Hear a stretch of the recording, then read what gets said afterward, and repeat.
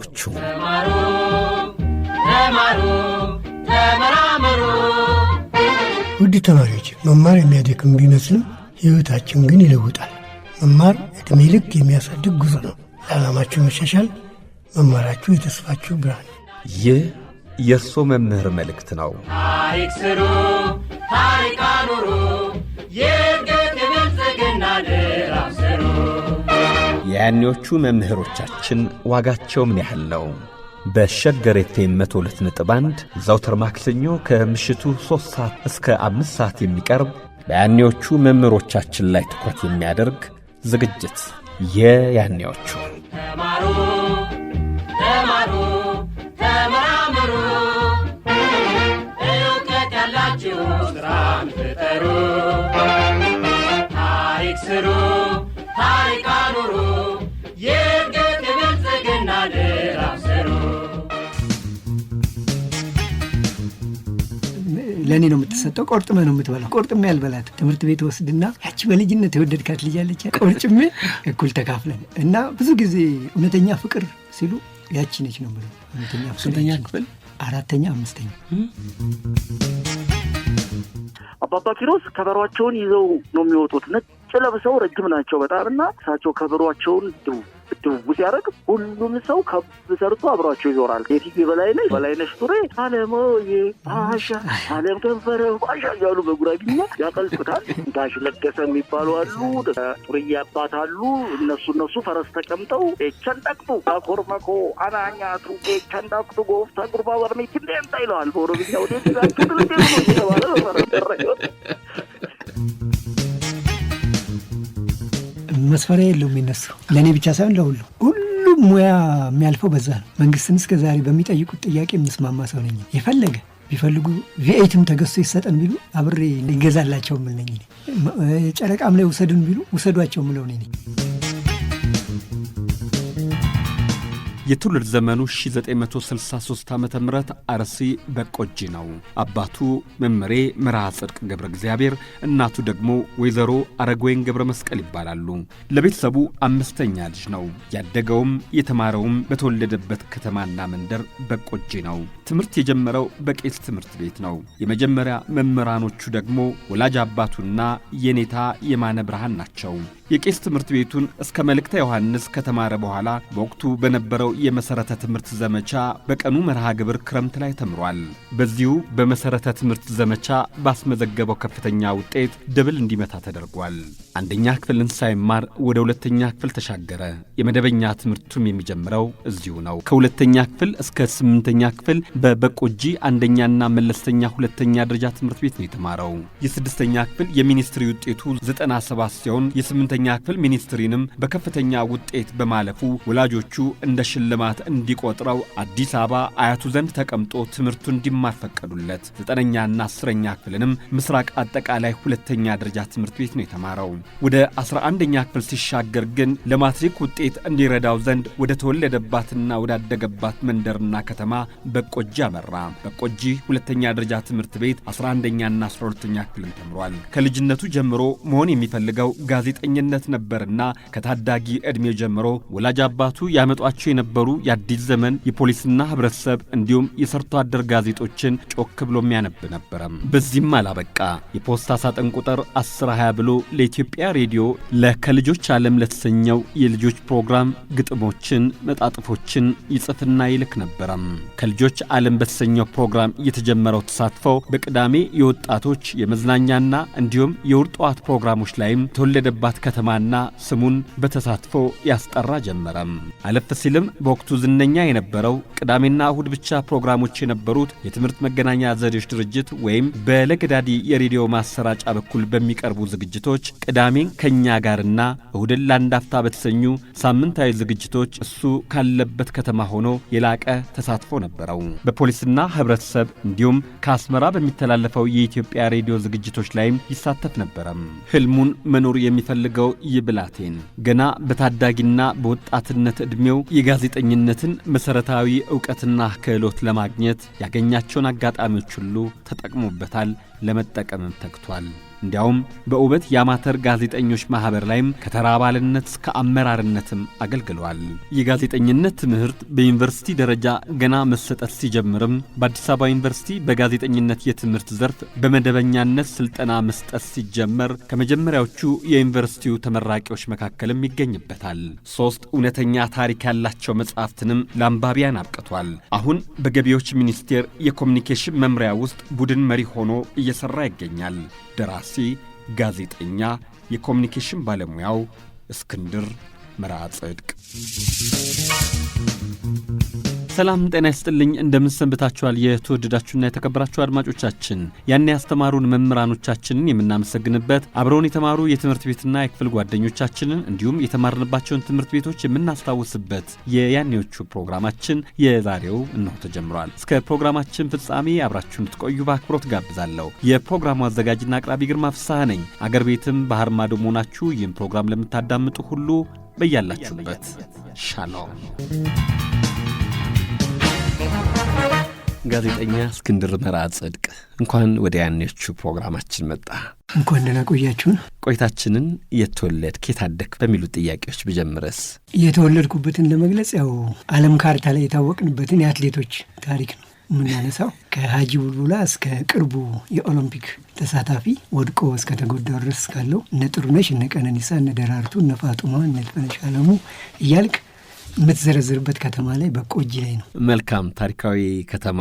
ትምህርት እንዴትና በምን አይነት ሁኔታ ጀመር? ትምህርት የጀመርኩት ቄስ ትምህርት ቤት ነው፣ እዛው በቆጂ። አባቴም የቄስ ትምህርት ቤት አስተማሪ ናቸው።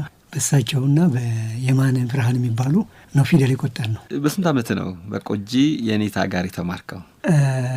የተወለድኩት በ63 ነው። ህመምም ምንም ስለነበረብኝ 8-9 አካባቢ ነው ቄስ ትምህርት ቤት። ለቤት ስንተኛ ልጅ ነህ? 4 ከላይ 4 ከታች መሀል ላይ ያለ የሚዛኑ እንትን። እሺ፣ ከዛ የኔታ ጋር ተማርክ። እንዴት ነበር? ዳዊት ደገምክ? አልደገምኩም። ከመልእክት አላለፍኝ። ለምን? የራሳችን ስንፍና ነው እንጂ ሳያስተምር ቀርቶ አይደለም። ግዴታ የለም ነበር? አይ እሱ በዛ ብዙም በማስገደድ አያምንም። ምን ይል ነበር መሰለህ? ቤተ ክርስቲያንን ለእውቀት እና ለነፍስ እንጂ ለእንጀራ እንድታረጉበት አልፈልግም፣ እንድትጠቀሙበት። እኔ በእኔ ዘመን ያየሁትን ስላየሁ እና ይሄ ዘመን ደግሞ የኔን ስለማይሆን በዚሁ ቢበቃችሁ ይሻላል ብሎ ነው ወደ ዓለሙ ይሄድ ነው። መልካም። ግን መልእክተ ዮሐንስ ዜማ አለው አይደለ? አዲስ አበባ ላይ ነው ዜማ የምታየው እንጂ እዛ የለም። እዛ ዝም ብሎ ሁ እያልክ ነው እንጂ እየተወዛወዙ አዲስ አበባ ላይ ጭፈራ ነው የሆነብኝና አንዳንዴ አቴንሽንን ይወስደዋል። እንትኑ ግን እየወደዱት እንዲማሩ ያደርገዋል። በእርግጥ ያው እንዳይረሳን እኮ አረገ። እዛ ዜማ የለም። ከዛ በኋላ አንደኛ ክፍል በቆጂ። ከአንደኛ ክፍል በፊት መሰረተ ትምህርት የመጀመሪያውን ዙር መሰረተ ትምህርት ዘመቻ ተምሬያለሁ። ከእናቶች ጋር አይደለም፣ ታዳጊዎች ለብቻ ክረምት ላይ 2 ወር በላቸው አካሉና አስቴር ሳህሌ የሚባሉ አስቴር ሂሳብ በላቸው አማርኛ እያስተማረን ተምረናል። መጀመሪያ መሰረተ ትምህርት ልጆችም ጭምር ነው? ልጆችም ጭምር፣ ጎልማሶቹም እኛም። አዲስ አበባ ላይ ግን በአብዛኛው እናቶች ነበሩ። እናቶች ናቸው። በርህ ላይ ቀይም ጥቁርም እየተለጠፈ። እናንተ ቤት የተለጠፈው ምን ነበር? እኛ ጋር ከማይምነት ነጻ ወጥተዋል ነው ቀዩ ማለት ቀይ መሰለኝ። በቀን ነበር መሰረተ ትምህርቱ? ቀን ነው የምንማረው። ግን ትምህርቱ ይሰጥ የነበረው ከ11 ሰዓት በኋላ አልነበር እንዴ? የእናንተ ግን ቀን ነው። እኛ ቀን ነው፣ ክረምት ስለሆነ። ማን ነበር የሚያስተምራቸው? የድጎማ መምህራን መሰሉኝ። ከዩኒቨርሲቲ 10ኛ ምናምን ያሉ። ምክንያቱም በተለይ በእሷ ስለማቅ ነው። በአስቴር የምትባል ሂሳብ ታስተምረናለች፣ በላቸው አማርኛ ያስተምረናል። 2 ወር በዝናብ እየተቀጠቀጥንም በጎርፍ ምንትን እያን። እንደውም ከጎርፉ ጋር በተያያዘ አንድ ገጠመኛለኝ። ነሐሴ ላይ በትምህርት ቤቱ ፊት ለፊት የሚያልፍ በቱቦ የሚያልፍ ጎርፍ አለ። ትዝ ይለኛል። ገመቹ ደገፋ የሚባል ልጅ ከኛ ጋር የሚማር ገፍትሮ ጣለኝ። አንተን ዛሬ እንደምታይኝ እኛም ወፍ ነኝ። ቀጥታ ወስዶ በቱቦ ሲከተኝ፣ ቱቦዋ ጠባብ ስለነበረች ተፍቶኝ ወደ ላይ ወረወረኝ። ከዛ ቤት ሄጄ ተናገርኩ። በነጋታው ወንድሜ መጣ፣ ሊደበድብ መጣና በላቸው ያየዋል አማርኛ አስተማሪያችን። ምን ልትሰራ መጣ ሲል፣ አይ ወንድሜ ልወስድ ነው፣ እኔም ወንድሜ የምንማራለን፣ እነሱን ልወስድ ነው የመጣሁት ክረምት ስለሆነ ይላል። እሱ ሊደበድብ ነው የመጣው። ከዛ ግባና እንደውም ተማር አለው። እሱ ያኔ 2ኛ ክፍል ነው፣ ወደ 3 ገብቶ እንትኖች አሉ ልክ አበበ በሶ በላ ምናምን እንደምትለው ጣላጮ በጨበጠ እንደዛ እንደምትለው በዱላ ጀለጠ እንደምትለው አሳን መብላት በብልሃት የምትላለች። ከዛ አሳን መብላት በምንድን ነው አለ ሲል እሱ እጁን አወጣ። በዘይት አለ አጨብጭቡለት አለ። ስንወጣ ደግሞ እሱ ልክ እኔን ጎርፍ ውስጥ እንደወረወረኝ ጎርፍ ውስጥ ሊወረውረው ነበር የመጣው። ስንወጣ ፀሐይ እንትን ነው ዝናብ ይደብድቦልኝ ቀጠቀጠው፣ በጣም ቀጠቀጠው። ያ ልጅ አሁን ይኑር አይኑር አላቅም። ግን ኋላ ላይ ታረቃችሁ? አላቅም። ሄዱ ተቀይረው ወላጆቹ ወደ ሌላ። ከዛ ተፈተንና ክረምት ከ1 እስከ 3 የወጣ ነው።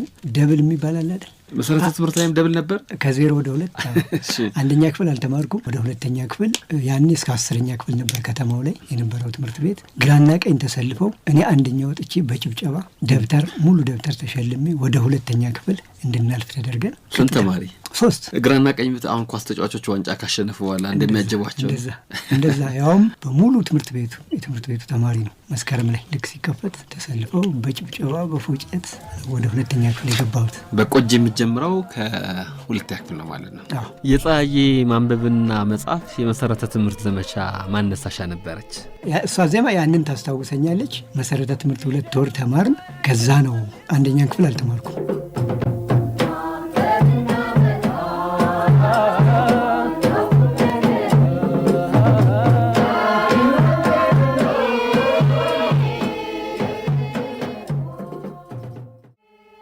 ከዛ እንግዲህ ወደ 2ኛ ክፍል ተሸጋገርክ።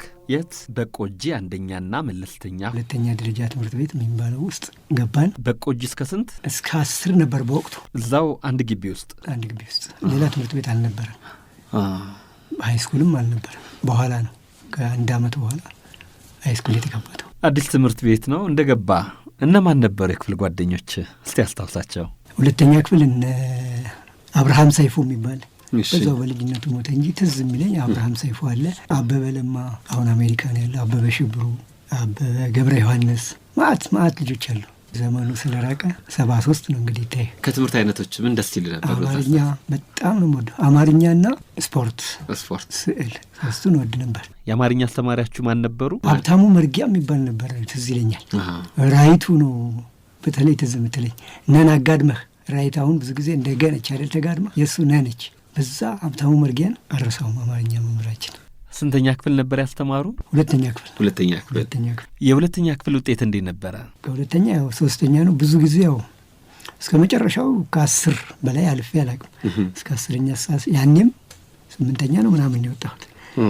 ያን 2ኛ ክፍል እያለን 2 ነገሮች አሉ። አንደኛው ምንድነው? ሰልፍ ወጣት ሰልፍ ትሰለፋለህ። ያው የገጠር ከተማ ነው። ቆሎ በኪስህ ቂጣ ደብተር መሀል ይዘህ ነው የምትሄደው። ትዝ ይለኛል 2ኛ ክፍል ሆነን ቂጣ መሀል ላይ ደብተር መሀል ላይ አድርጌ ትንሽ ስለነበሩ ከፊት ነው የምሰለፈው።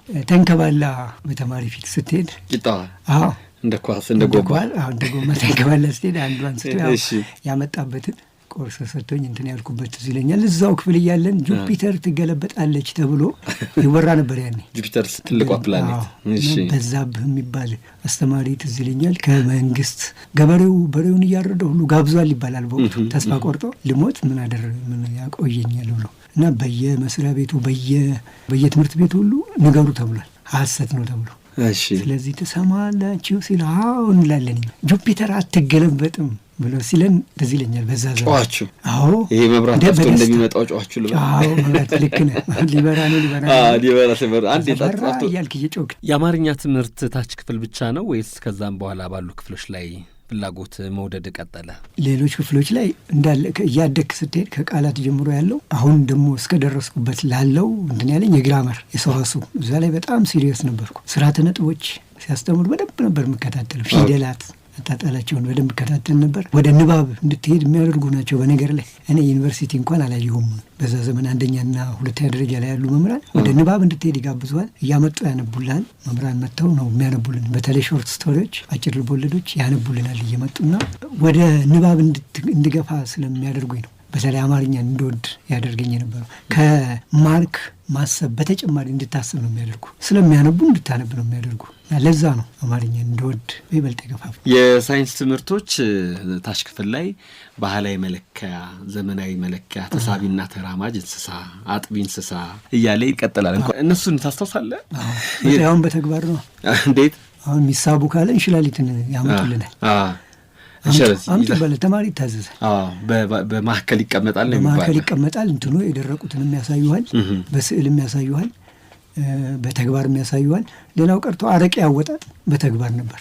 4ኛ ክፍል ሆኜ ትዝ ይለኛል ሚሊዮን መራዊ የምትባል እቃ ከየእንትኑ እንዲመጣ በኋላም ትምህርት ቤቱ ነበረው አረቄ አወጣጥ በደንብ እየወጣ ያሳዩ ነበር። ፊልትሬሽንና ዲስቲሌሽን የሚለው በደንብ ያሳዩ ነበር። ለምን አሁን እንደቀረ አላውቅም እንጂ ነበር። እንዴው ስርዓተ ነጥብ ላይ ስታነሳ እኔም አያለሁኝ በማህበራዊ ድረገጽ ስተች በግልጽ በነጻነት ሚዛንን ጠብቀ በዚህ አጋጣሚ ማድነቅ እፈልጋለሁና በስሜት ሳይሆን በራስ እይታ አሳማኝ በምትላቸው ምክንያቶች ትተቻለ በግልጽ። ይሄ ተጽዕኖ የዚህ የቋንቋ ትምህርት ነው ማለት ይችላል? አዎ የቋንቋ ትምህርት ተጽዕኖ ነው። ለምን እንደሆነም ይነግረዋል። አንደኛ ስርዓተ ነጥቦች ዜማም አላቸው። ሁለተኛ እንደ ፓውዝ እንደ ትንፋሽ መያዣም ነው። ሁለት ቁጥሮች ተለያይተው ሲመጡ ለመለየትም ትጠቀምባቸዋል። ብዙ ትርጉም አለው። ግር እንዳይል ስለሚያደርግ ስርዓተ ነጥብ ላይ ሲሪየስ ሙሉ በሙሉ እኔ አውቀዋለሁ ብዬም ባልሆን ቢያንስ ግን እጠነቀቃለሁ ለእነኚህ ነገሮችና እናደዳለሁም ጭምር። ቅድም እንዳልኩ በተለይ የሚዲያ ሰው እና መምህራን እንደዛ ሲያደርጉ ደራሲያን እንደዛ ሲያደርጉ በጣም እነደዳል። 6ኛ ክፍል ሚኒስትሪ ነበር በእናንተ ጊዜ? ነበር። ሀገር አቀፍ ነው። አዲስ አበባም ኤርትራም አርሲም ባሌም አንድ አይነት ፈተና ነበረው። እናስ የ6ኛ ክፍል የሚኒስትሪ ውጤት ስንት ነበረ? 97 ትዝ ይለኛል። 97 እንደ ይዤው መጣ ነበር። በነገር ላይ ሁሉም ሰርቲፊኬቶች አሉኝ። በእውነት ሁሉም ከ2ኛ ክፍል ጀምሮ የመሰረተ ትምህርት ሆነች እንጂ ሌለች በሙሉ አለ። ታች ክፍል እያለ ምን መሆን ትመኝ ነበር ወይም ምን መሆን ትፈልግ ነበረ? ጋዜጠኛ። ድሮ በእውነት ከኔ በፊት የነበረ አልነበረም እዛ በቆጂ የለም። ግን በጣም ነበር ከታተለው። በጣም ሬዲዮ አዳምጣለሁ። ያው ቴሌቪዥን የለም። ጋዜጣ በጣም አነባለሁ። ፋዘር ያመጣል ፖሊስና እርምጃው ያኔ አብዮታዊ ፖሊስ ነው የሚባለው። አብዮታዊ ፖሊስ በኋላ ህዝባዊ ፖሊስ ተባለ። እሱን ያመጣል። ውይይት ክበብ የሚባል ነበር። አርብ የመንግስት ሰራተኞች እንደዚህ ተቋማት የምን ይሰበሰባሉ። እዛ ላይ ደግሞ የሰርቶ አደር ጋዜጣ ይመጣል። አዲስ ዘመን ይመጣል። የሰርቶ አደር ጋዜጣ እርስ አንቀጹ ላይ የኢሰፓ ተልእኮ ይሳካል። ኢሰፓ ተልእኮ ይሳካል። እና እነሱን እያነበብኩ ሬዲዮ እያዳመጥኩ 5ኛ ክፍል ስደርስ መሳተፍ ነው የጀመርኩት። መጽሐፍ በምን ኢትዮጵያ ሬዲዮ ለምን ላይ ጀመርክ መሳተፍ? ልጆች ክፍለ ጊዜ ነጋሽ ሰለሞን ነጋሽ ሰለሞን ቅድስት በኋላ ነው እናታችን ነች ያስጀመረችን። ጎበዝ ነች ትችላለች። እና እሷ ግጥም እኛ እየጻፍን በእጅ ጽሁፍ የልጆች ክፍለ ጊዜ የምወዳት እንደ ማር እንደ ወተት ስላላት ብዙ ትምህርት ባደምጣት ጠዋት ምናምንም ትዝ ይለኛል። እንደውም ከስንት ዓመት በኋላ እዚህ ስራ ስጀምር አዲስ አበባ መጥቼ ካልወለዳችሁ ብያለሁ። ያን ደብዳቤ ቅድስት ነች። ያን ደብዳቤ ሳይ ይህን ያህል ማናከማችን ምናምን ያለች። ሌሎች እነ እመቤት ወልደ ገብርኤል እነሱ ነበሩ አይደለም? እመቤት ከእመቤት ጋር እንደውም በኋላ ምስራቅ አጠቃላይ በኋላ የምናነሳበት እንትን ላይ ተገናኝተናል። አንድ ባች ነን በ9ና 10 ምናምን። ስለዚህ እመቤት ወልደ ገብርኤል ታምራት ኃይሉ አለማንታ አፋርደው ማአት ነበሩ። እንደዛ በሬዲዮ ተሰማቸው የነበሩ ሰዎችን በአካል የማግኘት እድል አገኘ። ኒድ ስትለኝ ሁሉ ነበር እኔም ቢብያት ነው ወደ ልጆች ክፍለ ጊዜ ልውሰድ እዛ ሚኒ ሚዲያም እኔ ደግሞ ሚኒ ሚዲያ ካልነካቸው ሰዎች አንዱ ነኝ። አልሰራ ሚኒ ሚዲያ አልሰራው። በክበባት ውስጥ ሰርተሃል። አቶስ በሱ ተወታል ማለት ይቻላል። በሬዲዮ መቼም ስምህ ሲጠራ እስክንድር መርዓ ጽድቅ ከበቆጂ ተባለ። ያኔ ድፍን በቆጂ በአንድ እግሩ ቆመ። እኔም ወጣሁ እኔ ነኝ ለማለት እንትን ትላለህ። በቃ እጅን ከተከተ ምናምን አልሰማችሁ ምናምን ትላለህ። ያው አንድ ሬዲዮ ስለሆነ ያለው አንድ ሬዲዮ ጣቢያ ስለሆነ ከግማሽ በላይ ሰው ይሰማል። ከዛ እንደ አባ መርዓ ጽድቅ ልጅ ነው እስክንድር ምናምን እንኪቲ ነው የሚባለው ያኔ። ማን ይባል? እንኪቲ ነው እስክንድር ላለው ብሎ እኔ ታናሽ እንኪቲ ያለኝ። እንኪቲን ሰማችሁት ዛሬ? እስክንድር መባሌን ሰው ያወቀው ከሬዲዮ በኋላ እንጂ ሰው በእስክንድር አያቀኝም። እንኪቲ 6ኛ ክፍል እየጨመረ ሄደ። እዚህ እየጨመረ ፖሊስና ህብረተሰብ ለገዳዲ በጽሁፍ እሁድ ሬዲዮ ወጣቶች ቅዳሜ ወጣቶች ዘፈን ምርጫ ግብርና እማልጽፈው ሚዲያ አልነበረም። የኢትዮጵያ ሬዲዮ ፖስታ ሳጥን ቁጥር 1020 ነው። 1020 ነበር የሚሉኝ። በነገር ላይ በተለይ አምቤ የሚባሉ ፎቶ አንሺ ነበሩ። አምቤ ደገፋ ልጆቻቸው 1020 ነበር የሚሉኝ። ከዛ እዛ እየተለዋወጥክ እንዴት ወደዛኛው አልተሻገርክም? ወደየትኛው ሚኒ ሚዲያ ላይ መስራትን ቤት አልተፈቀደም ወይ? እዛ አይደለም አርሲ ላይ ብዙም አልነበረም ሚኒ ሚዲያ እያለን አልነበረም። እዚህኛው ላይ ደግሞ ለምን እንደሆነ አላውቅም። የክፍለ ሀገር ልጅ ስለነበሩ እፈራ ነበር።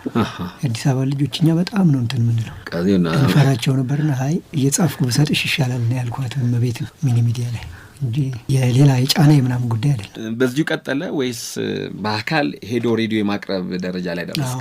መቼ እንደመጣሁ 87 ላይ 86 ቅድስት ኢንተርቪው ላድርግ አለችኝ። ልጆች ክፍለ ጊዜ ላይ ኢንተርቪው አደረገችኝ። ከዛ ደግሞ ቴሌቪዥን ላይ ግጥሞች እየጻፍኩ ስቱዲዮ የልጆች ክፍለ ጊዜ ማንበብ ጀመርኩ። ፖሊስና ህብረተሰብ ያው ሄድኩ፣ ግን አዩት ድምፄ አይሆንም አሉ።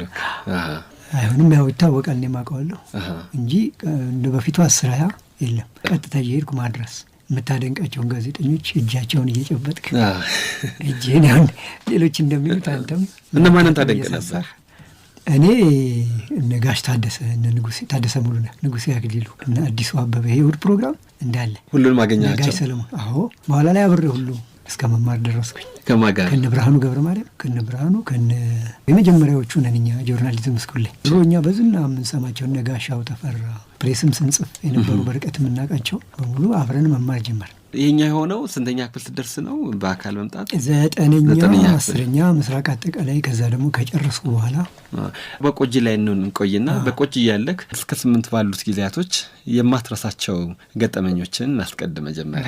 አንደኛው ማረሳው 3ኛ ክፍል እያለሁ መምህር ለማገመቹ የሚባሉ አስተማሪ ነበሩ፣ አማርኛ የሚያስተምሩ። ስሜን እስክንድር መርሃ ጽድቅ የምትለዋን በእንግሊዝኛ ሁላችንንም ጽፈው ይሰጡን ነበርና እስካሁን ሳልቀይር አለሁ። ምክንያቱም ESKINDER ይላል፣ አንዳንዱ ESKENDER ይላል። ሲጽፉ የተለያየ ስፔሊንግ እንድት ነው። እኔ እሳቸው በጻፉልኝ ነው እስከ አባቴ እየተከተልኩ ያለው። ቲቸር ለማገመቹ ይባላል። ዘንድሮ ነው ህይወታቸው ያለፈው እንጂ ነበሩ። ከዛ 4ኛ ክፍል ቅድም ያልኩ አረቄ አወጣጡ አንድ ትዝታ ነው። ከዛ ውጪ ደግሞ ምን በላቸው ነገሮች ነበሩ። የበሬ ጨው የሚባል ታውቅ እንደሆነ አላውቅም። ልክ የአደይ አበባ አይነት ቅጠል ያላቸው ሆኖ ግሪን አረንጓዴ ናቸው፣ ጥንንጥ ናቸው።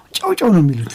እረፍት ስንወጣ ሄደን እሱን ነው ምን በለው። የአውጥ ደግሞ የሚባል አለ፣ እንትን አለ ደግሞ የወፍ ቆሎ የሚባል አለ። ልክ የስንዴ ቆሎ ነው የምትመስለው፣ አትክልት ውስጥ ነው የምትገኘው። እሷን እያነሳ እሱን ስንበላ ትዝ ይለኛል። ከዛ 4ኛ ክፍል ላይ ነው ይሄ የሆነው። 5ኛ ክፍል ስንደርስ በጣም ጎበዝ አስተማሪ ነበሩ።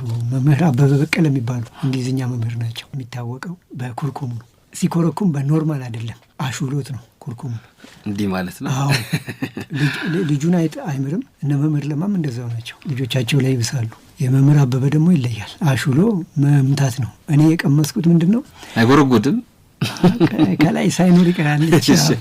17 ኩርኩም ትዝ ይለኛል። እኔ 17 ቁጥርን በደርግ የስልጣን ዘመንና በመምህር አበበ በቀለ ኩርኩም ነው ማስታወሳት። ትንቢት ይሆናል SIGN ብሎ ጻፈ። ከዛ አንብባለኝ ሲ ግን አልኩ። ሳይለንት የሚደረጉ አሉ አይደል ወርዶች። ሲ ግን ሳይን ነው የምትለው። እኔ ሳይን እስክል ድረስ እኮረኮማለሁ። ድገም ሲግን ድገም ሲደክመው ነው ያቆመው እንጂ ሳይን ብዬ አይደለም። በዛ ትዝ ይለኛል። ዛሬ እንኳን ተኮረኮምኩላለሁ። ለምን ሲሪየስ ነኛው። ከእንግሊዝኛ መምህራኖች ሌላ ማን ነው ባለውለታዬ እንዲያው ማነሳቸው የምትለው? ስፖርትም እንደዛ ስፖርት አስተማሪ።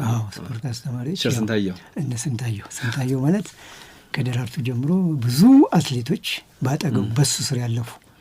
አሁን እሱ ፕሮጀክት ላይ ያሰለጥናል፣ ግን ያኔ ስፖርት መምህር ስለነበረ እነ ጥሩነሽ እነ ቀነኒሳ ምናምን የምትለውን በሙሉ በስፖርት መምህርነቱ በአሰልጣኝነቱም ያሳለፋቸው ናቸው። ስፖርትን አንድም ብዙ ሰው የሚወደው ያው ከክፍል ወጥተህ ሜዳ ላይ ስለምትጫወት ከ15 ቀኗ ያጠረች የ40 ደቂቃው ስለሚረዝምም ጭምር ነው። እስክንድር አሁን እዚህ ጋር ቆም እንበልና አንድ ድምፅ አሰማለሁ። ማን እንደሆኑ ትነግረኛለህ። ድምጻቸውን ነው የማሰማህ። ሄሎ፣ ጤና ይስጥልኝ። እርስዎ የተደነቁ የተመሰገኑ መምህር ኖት እና ዛሬ ያለው እንግዳዬ ሊያመሰግኖት ይፈልጋል። ማን እንደሆኑ ግን አላወቀም። ጠጥር ያለሁ። ማን ናቸው? በቅርቡ ስላገኘሁት። ማን ናቸው? ስንታየው ነህ እንዴ? እንትኑ ሚዲያ ላይ እንትን ይላል። እሺ፣ ትፈራለህ? በዛ ነው ያወቅኩት። ቲሸርት ስንታየው እንደምን ኖት? ሰላም ኖት? አለን። እንግዲህ ዛሬ በቀጥታ የስልክ መስመር ላይ ያስገባሁት የድሮ ተማሪዎ ጋዜጠኛ እስክንድር መርሃ ጽድቅን ቃለ መጠይቅ ሳደርግ ከሚያመሰግናቸው መምህራን መካከል አንዱ እርስዎ እንደሆኑ ስለነገረኝ ነው። ያስታውሱታል እስክንድርን? አዎ አውቃለሁ። እንዴት አይነት መምህር ነበሩ? ስንቴ አስተማረኝ። 6ኛ ክፍል ነው። ትግል ፍሬ። ትግል ፍሬ ትምህርት ቤት ስፖርትና አማርኛ አስተምሮኛል። አማርኛም ነው መሰለኝ አይደል? አማርኛም አስተምረኛል መሰለኝ ትግል ፍሬ። አማርኛና ስፖርት ያስተምረኝ ነበር። እንደውም አነሳብሃለሁ አንድ ክሴንም ተቀብለኸኛል። አንድ ክስ እዛው 6ኛ ክፍል ምን ክስ ተከስሼ ምንድን ነው የሆነው መሰለህ? 6ኛ ክፍል ስታስተምረን ወንድ ሴት እያላችሁ ነው የምታስቀምጡን። ስታስቀምጡን ወይ 2 ወንድ 1 ሴት መሀል ላይ 2 ሴት ከዳር መሀል ላይ ወንድ ታስቀምጣላችሁና እኔ ግብርና ሚኒስቴር አሁን ኃላፊ የሆነች ያለች ገነት አብደላ የምትባል እሷና አይናለም ንጉሴ መሀል ነው የተቀመጥኩት እኔ። አይናለም ንጉሴ ደግሞ ከገጠር ነው የምትመጣው። እነሱ ደግሞ ከገጠር ሲመጡ ዘይት ጨው ገዝተው ከተማ ላይ ሲሄዱ ማታ ይዘው ነው የሚሄዱት ከሰዓት ሲገቡ። እኔ ያንን ዘይት ደፋሁት ዘይቱን በእግሬ። ከዛ ክስ የቀረበልህ አንተ ነበር። ያው አንተ ደግሞ ወደ እኔ አድልተህ አንቺ ንብረትሽን መጠበቅ ያለብሽ ራስሽ ነች ብለህ 2 አረንቻታ ማለት አለች ትንሽዬ 15 ሳንቲም ነበር 30 ሳንቲም እንድቀጣ ነበር የተከሰስኩት። አንተ ለእኔ እንትን አልክ። በነጋታው መታ እኛ ቤት ለመጀመሪያ ጊዜ ወጥ ያለ ዘይት ተበላ ብላኝ ያለችኝ ትዝ ይለኛልና አንተ የመጀመሪያ ክስ ተቀባይ ነበርክ ልልህ ፈልጌ ነው። በጣም ጎበዝ መምህር ነበርክ። ስንታየው ደግሞ የምትታወቀው አትሌቶቹ በአንተ ያለፉ ናቸው ከደራርቱ ጀምሮ። በዛ በደንብ እናውቃለንና በጣም ትጋት ካላቸው መምህራን በጣም ከሚለፉት አንተ እንደነበርክ ነው የማውቀው። በጣም ነው የማመሰግንህ። በጣም ባለውለታችን ብዙ ሰው ከአትሌቶቹም እኛም። ምክንያቱም አማርኛ ስታስተምር ደግሞ ቅድምም ለግርማ እየነገርኩት ነበር አማርኛ መምህሮቻችን ባለውለታዎቻችን ናቸው እያልኩ ነበርና አንዱም ባለውለታ አንተ ነህ። እሺ መምህር ስንታየው እንግዲህ ምስጋናውን ይቀበሉ። አመሰግናለሁ። እሺ ምን ያህል አመት ግን አስተማሩ? 25 አመት አስተምሬያለሁ። እነማንን አስተምረዋል? ዛሬ ታዋቂ ከሆኑ ሰዎች ቅድም እስክንድር ነግሮናል፣ እርሶም ይንገሩን። እንግዲህ አሁን ቆይቻለሁ። አሁን እስክንድር በነበረበት ጊዜ በጣም ቆየ እና እንግዲህ እነኚህ ለማለት ያስቸግረኛል። በጣም ዘንግቻቸዋለሁ። እነ ደራርቱ ጀምሮ እነ ቀነኒሳን እነ ታሪኩን ብዙ ልጆች እንግዲህ አስተምሬያለሁ ነው የምለው። ደራርቱን አስተምረዋል? አዎ በዛን ጊዜ። አዎ አሁን አሰልጣኝ ነው ሴት ስፖርት? አዎ ሰውነት ማጎልመሻ ስፖርት አሰልጣኝ ነኝ። ማዕከል በቆጂ አትሌቲክስ ማሰልጠኛ ማዕከል አሁን እዛ ነው ያሉት። አዎ በጣም እናመሰግናለን። አዎ በጣም ነው የማመሰግነው። እሺ አመሰግናለሁ። ይስጥልን። እናመሰግናለን። እሺ አመሰግናለሁ። እንዳልኩ ሚዲያ ላይ እንትን ይላል። እስክንድር እዚህ ጋር ደግሞ ፋታ እንሰድና ተመልሰን እንገናኝ። ለመሸጋገሪያ እንዲሆነን ሁለተኛ የሙዚቃ ግብዣ እንገረን። ሁለተኛ የሙዚቃ ግብዣ ድሮ የሚገርምህ ሙዚቃ አትመርጥም ብሔር። ኪሮስ ሲያወጡ ትገዛለህ እና አብተው ኦሮምኛ ሲያወጡ ትገዛለህ። ምን ትላለህ? እና አሁን ኪሮስ ማስታወሰው የጉማያ የሚለው የትግርኛው እንዴት እና አቶ ኪሮስ ቅድም ካሳ ያነሳልህ በቆጂ ላይ የእሱን ዘፈን ሁሉ ይዘፍኑ ነበር። እና ኪሮስ ከውስጥ ያወጣምና ጉማያ ነው ምን አንድ እንትን አለ የራያ የሚጫወተው እኔ እሱም ብታስደምጥ አርጋው ሪቃጻኹን አመንገዲ ገልበትክም አመንገዲ አየገልበትክም ረግመክ ጨኒጉኒ ይፍታልክ ታማኸ አይብልኽን ወለታ ጉማያ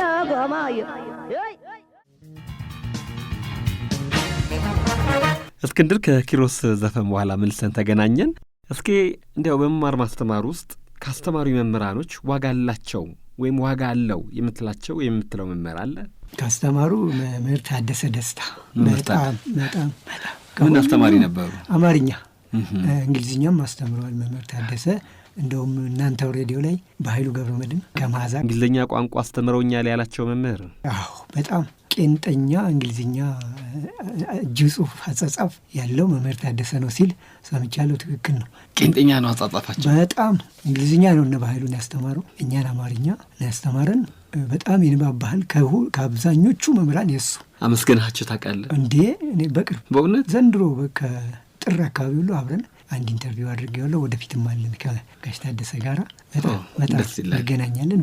እንደውም ከመገናኘትም አልፈን ስራ ጀምሬ በነበረ ጊዜ ዋልታ አንድ ጥሩ ኤዲተር እንፈልጋለን፣ ግን የማይሄድ የትም ነገ ለቆን የማይሄድ እንድባክ በተለይ ከመምህራን ሲለኝ ስራ አስኪያጃችን መምህር ታደሰን ጠቁሜ እኔ በዚህ እድሜ አዲስ አበባ ገብቼ የሰው ቤት ኪራይ እንዳያልፈልግም አመስገናቸው አስቲ ትላቸው። ጋሽ ታደሰ መምህር ታደሰ በጣም የብዙ ትውልድ ውለታ አለብህ። በተለይ ዳምጠው ነጋሽ የሚባል የዛ ከተማ ልጅ እዚህ የሚሰራ እያስተባበረ በየአመቱ ሽልማት ምስጋና እንዲሰጣቸው ከሚያደርጋቸው መምህር ታደሰ አንዱ ነው እና እኔ የማንንም ሰው ወክዬ ማመሰግነው ሰው ቢኖር መምህር ታደሰ ሌሎቹንም መምህራን ወክሎ ምስጋናውን መቀበል ያለበት ሰው ነው። አንተም ምለው በጣም ትልቅ ሰው ነው። በእድሜ ወደ 80ዎቹ እየተጠጋ ነው። በጣም የምታቀርበው ያራኩት ነው የሚመስለኝ መምህር ታደሰንና መምህር ታደሰ እያንዳንዳችን አሻራ ውስጥ አለ። እያንዳንዳችን የምንጽፈው ላይ የምናነባው ላይ የምንኖረው ህይወት ውስጥ አሻራው አለ። ለእንጀራ ብሎ አይደለም። ብዙዎቹ በነገር ላይ መምህራን ያሳለፍናቸው ለእንጀራ ብለው አይደለም። ይገርፉናል። የሚገርፉን ለምን እንደሆነ የሚገባህ ደግሞ ቁም ነገር ላይ ውለህ ስትደርስ ነውና በጣም መምህር ታደሰ ደግሞ ብዙም ሲጋረፍ አናውቅም። በፍቅር ነው። ተማሪዎች ሲፈሩት ቲቸር ታደሰ ባሉበት ምስጋና ይገባዋል። ሄሎ፣ አቤት አቤት። መምህር ታደሰ አዎ፣ እንደምን ነዎት? እግዚአብሔር ይመስገን። ስለርሶ እየተባለውን የሚባለውን እየሰሙ ነው? አዎ። እሺ፣ ተማሪው እስክንድር አጠገቤ አለ። እውነት? እሺ፣ እስቲ አውሩት ትንሽ። ጋሽ ታዴ አቤት። እንደምን አለ? ሰላም እስክንድር። እኔ እንደ ግርማ አንቱ አልልህም። ማራቅ ነው። ልክ ነው። ደህና ነው ወይ? አለው ያው በቅርብ ስለተገናኘን። አዎ። ጋሽ ታዴ ምን ያህል አመት አስተማሩ? 30 አመት። እዛው በቆጂ? አዎ በቆጂ። አሁን እዛው ማስተማር አቆሙ? አሁን እያስተማሩ ነው? አይ አሁን ጡረታ ላይ። እርሶ አስተምረው ከታላላቅ ቦታ ከታላላቅ ደጅ የደረሱ ተማሪዎችን ያስታውሳሉ? በጣም በርካታ ናቸው። እስቲ የተወሰኑትን የምናውቃቸው አሉ? ምናልባት በህይወት የሌሉም አሉ፣ በህይወት ያሉም አሉ። ለምሳሌ አሁን በህይወት ከሌሉት ውስጥ እነ ዶክተር ሙላት ደመቀ የሚባሉ አሉ። የእሱ ወንድም ትዕግስት ደመቀ የሚባል አሜሪካ ነው የሚኖረው። እንግዲህ እንደ በኃይሉ ገብረ መድህን የሚባል አለ፣ እሱም አዲስ አበባ ነው የሚኖረው። በርካታ ልጆች አሉ። እንግዲህ ከእስከ ማለት አይቻልም። በእውነት ለመናገር ብዙዎች ናቸው። የ30 አመት ውጤት እንግዲህ ልትገምተው ትችላለህ። መምህርነት በፍቅር በሙያዊ ኃላፊነት ማስተማርን ይጠይቃል፣ መዘጋጀትን ይጠይቃል። እንዲያ ባያደርጉ ኖሮ ዛሬ በእንደዚህ አይነት አጋጣሚ ለምስጋና ስሙ አይነሳም ነበረ። እውነት ነው። የመምህርነት ዘመኑን እንዴት ነው የሚገልጹት? እውነቴን ነው የምልህ። በህይወቴ ዘመን በመምህርነት ከነበርኩበት ጊዜ የተሻለ ህይወት አጋጥሞኝም አያውቅም። አሁን በጡረታ ላይም ቢሆን ያንን ዘመን እያስታወስኩ በደስታ ነው የምኖረው። አሁን በአዲስ አበባ ውስጥ በርካታ የበቆጂ ተማሪዎች የእኔ ውጤቶች አሉ። በየጊዜው እየጠሩም ያከብሩኛል፣ ምስጋናም ይሰጡኛል እና ምን ልበልህ መቼም እንደ አሸዋ ነው ማለት ትችላለህ። በርካታ ናቸው። በጣም ደስ ይለኛል። ሙሉ ልቤም ነው ሳስተምር የነበረው። እውነት ለመናገር ያለችኝን እውቀት አንጠፍጥፌ ነው የማስተምረው። ልጆችም መልካም ቦታ እንዲደርሱልኝ ጉጉት ነው የነበረኝ። ለምሳሌ ብጠቅስልህ አሁን ወደ ጡረታ ዓለም ለመግባት 3 አመት ዝግጅት ያስፈልጋል መጨረሻው ላይ እና በዛ በ3 አመት ውስጥ እረፍት ውጣና ተዘጋጅ ብለው ፈቀዱልኝ። እኔ ግን 12ኛ ክፍል አስተምር ነበር ተፈታኞችን።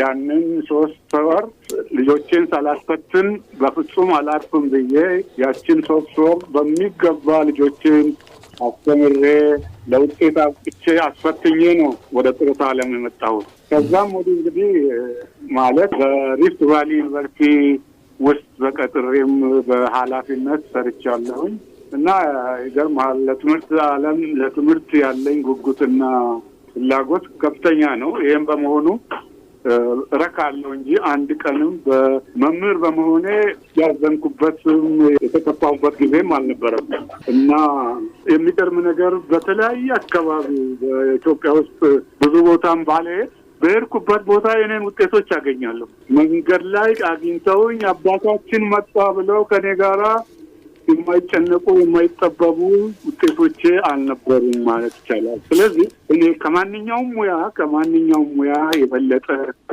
በንጹህ ልቦናና ከምንም ንክኪ ከሱሰኝነት ከሙስና ከምናምን ከሁሉ የነጻ ስራ ቅዱስ ስራ ነው ብዬ ነው መምህርነትን የማምነው። የማመልክበትም እንደዛ ነው። በጣም ደስ ይላል መምህር ታደሰ። እኔ ከማደንቃቸው 3 ተራኪዎች አንደኛው ወጋየሁ ንጋቱ ነው፣ ሁለተኛው ፍቃዱ ተክለማርያም ነው፣ በሶስተኛ ጋሽ ታዴ ነው። ቅድም ያነሳኸውን ሽልንጌን ልቦለድ ትዝ ይልሃል አይደል ጋሽ ታዴ? እያመጣህ ትተርክልን ነበር። ቡዳ ነች ምናምን አጫጭር ልቦለዶች እያመጣ ይተርክልን ነበርና ድምፅ የሚያወጣቸው ድምፆች ይገርመኝ ነበርና እነኚህ 3 ሰዎች ሁለቱ ጋዜጠኞችና ፍቃዱ ወጋየሁና ጋሽ ታዴ ለእኔ ተመሳሳይ ናቸው። ትረካ ስታይሉ አዲስ አበባ ቢኖር ሚዲያዎች የሚጠቀሙባቸው ሰው ነበርና ቅጽል ስም ከሌላቸው መምህራን አንዱ ነው። ግን በተማሪነት ጊዜ አይዛክ ኒውተን ነው ይሉ ነበር። በትምህርት ዓለም ውስጥ ሳይንስ እና ሂሳብ በጣም ወድ ነበር እና ጓደኞቼ ሂሳብ አስረዳን ይላሉ። ሂሳብ ሳስረዳቸው በጣም ይደሰታሉ እና ሰር አይዛክ ኒውተን ነው ታደሰ እያሉ በዚያ አይነት ቅጽል ስም ይጠሩ ነበር። እውነት ነው ጋሽ ታዴ፣ በጣም ነው ማከብርህ ማመሰግንህ። በጣም ባለውለታችን አንተ ለእንጀራ ሳይሆን ለህሊና የሰራ ሰው ነህ። እሺ እግዚአብሔር ይስጥልኝ ጋሽ ታዴ፣ አመሰግናለሁ። በጣም እናመሰግናለን። እድሜ ይስጥልን። ኑሮልኝ ጌታ እግዚአብሔር ይስጥልኝ። አመሰግናለሁ። መልካም እስክንድር፣ የመጀመሪያው ምዕራፍ እዚህ ጋር እናብቃ። ወደ ሁለተኛው ምዕራፍ ደግሞ እንሸጋገር። ወደ ሁለተኛው ምዕራፍ የምንሸጋገረው እንደ ቅድሙ አንተ ሙዚቃ ጋብዘህን ነው። የማንን ዘፈን ትጋብዘናለህ? ሙዚቃ ትምህርት በሬዲዮ አንድ ገጠመኝ ልንገርና ሙዚቃውን እነግርሃለሁ። ትምህርት በሬዲዮ ስንማር የደገዳዲ እንትን ተሸክመን ነው የምናመጣት። ሬዲዮ አሁን ለጂፓስ እንደምትለው ተሸክመን ስንመጣ ከፍተው ነው የሚሰጡን። የምንሰማው የነበረው የጥላሁን ነው የፀሐዬ ነው። ከጥላሁን ትዝ ይለኛል አንቺ ልጅ ጎፈሬ የሚለው አንቺ ልጅ ጎፈሬ የሚለው አለ። እሱን ነበር ሁሌ በብዛት ደጋግመን የምንሰማውና እሷ ውስጤ ስላለች አንቺ ልጅ ጎፈሬ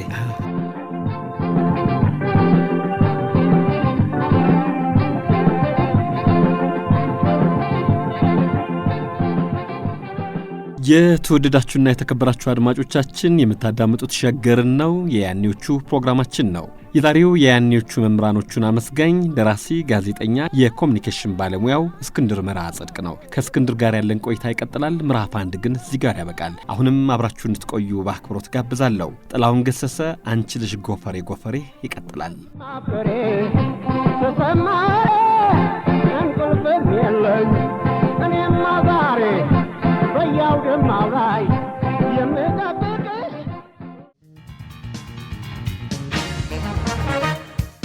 የተወደዳችሁና የተከበራችሁ አድማጮቻችን ያን ያስተማሩን መምህራኖቻችንን የምናስታውስበት አብሮን የተማሩ የክፍልና የትምህርት ቤት ጓደኞቻችንን እንዲሁም የተማርንባቸውን ትምህርት ቤቶች የምናስታውስበት የያኔዎቹ ፕሮግራማችን ሁለተኛው ምዕራፍ ጀመረ። በዛሬው የያኔዎቹ ዝግጅታችን ያን ያስተማሩትን መምህራኖቹን እያመሰገነ አብሮት የተማሩ የክፍልና የትምህርት ቤት ጓደኞቹን እንዲሁም የተማርባቸውን ትምህርት ቤቶች እያስታወሰ ያለው ጋዜጠኛና ደራሲ እስክንድር መርዓ ጽድቅ ነው። እስክንድር ዛሬ በገቢዎች ሚኒስቴር በኮሚኒኬሽን ዲፓርትመንት ውስጥ የቡድን መሪ ሆኖ እየሰራ ይገኛል። ተማሪ ቤት ደግሞ በየደረጃው በየክፍሉ ጓደኞች ይኖራሉ አዳዲስ። እንደው ከታች እስከ ላይ አብራችሁ የዘለቃችሁ ጓደኛሞች ነበራችሁ? አዎ፣ ቅድም አበበ ለማ፣ ሶስቱ አበቦች፣ አበበ ለማ አሁን አሜሪካ ነው ያለው፣ አበበ ሽብሩ ጅማ አለ፣ አበበ ገብረ ዮሐንስ እሱም ዳርፉር ምናምን ውድድርና ላይ ያለ። ከዛ አዲስ አበባም ስመጣ እነ ፋሲል ይርጋለም፣ ገነት አብደላ የምትባል ግብርና ሚኒስቴር አሁን እንደውም ሴቶች ጉዳይ ዳይሬክተር ከ10 ዓመት በፊት የቢሾፍቱ ደብረ ዘይት ከተማ ከንቲባም የነበረች፣ ነቃሲም ቱሲ፣ ነቃሲም እንሴኒ ማአት ናቸው። እኛ አሁን ምነግርህ በጣም እቀርባቸው የነበሩትን ነው እንጂ በጣም ብዙ ናቸው። እነ ጆኒ ተሰማ፣ ማቴዎስ ገሰሰ፣ ካሳይ ገበያው አርቲስት አሁን እዚህ አዲስ አበባ ማዘጋጃ ቤት ቲያትርና ማዘጋጃ ስራ አስኪያጅ፣ እሱም የኛ የሰፈርም ልጅ ነን። ክፍል ከኔ ወንድም ጋር ቢማር በጣም እንቀራረባለን። እና ጆኒ ብሔራዊ ሎተሪ ማስታወቂያዎች አሉ አሁን የምትሰማቸው። በዛ ጊዜ እነሆ 78,000 ብር ይል ነበረ ብሔራዊ ሎተሪ። 78,000 ትልቁ ብር ነበር። እና ያው ወደ ታፋው እጁን ያስጠጋና ይፈሳና በእጁ እንደጨበጠ እነሆ 78,000 ብር አፍንጫችን ላይ ይበትን ነበርና እንደዚህ አይነት አለ። ካሳይ ያኔም አርት ውስጥ ነበር። ኧረ በስመ አብ። ካሳይ እና እንዬ የምትባል ያው ሞክሼ ተወዛዋዧ ጋር አንድ ላይ በጣም ጉራጌኛ የምትችል ጉራጌም ነች ልጅቷ። ሰውነቷን እንደፈለገች የምታዝ ካሳይና እንዬ ጥምቀተ ባህር ላይ አሉ ማለት አንድ ወላይታ የሚባል ወላይታ ብሔር ተወላጅ ሰውም ነበር፣ ትልቅ ሰው። ሶስቱ በቃ ካሳይ በተለይ ኦሮምኛው ካሳይ አይናፋር እኮ ነው የሚመስለኝ። ካሳይ እንደውም አይኑን ቀቅሎ የበላ የምትለው አይነት አይደል? በፖዚቲቭ ጎኑ በመልካም ጎኑ የምታየው ካሳይ ኦሮምኛውንም ጉራጌኛውንም ትግርኛውንም አማርኛውንም መድረክ አስተዋዋቂም ነበር። ካሳይ በጣም በልጅነቱ የተጨበጨበለት ነው። ከዛ በልጅነቱም ጀምሮ ተጽዕኖ የቤተሰብ ተጽዕኖን ፈንቅሎ የወጣ እየጠፋ እየሄደ ሁሉ መድረክ ይመራል፣ አስተዋዋቂ ነው፣ ድምፅ አለው፣ ድምፃዊ ነው፣ ተወዛዋዥ ነው፣ ይወዛወዛል።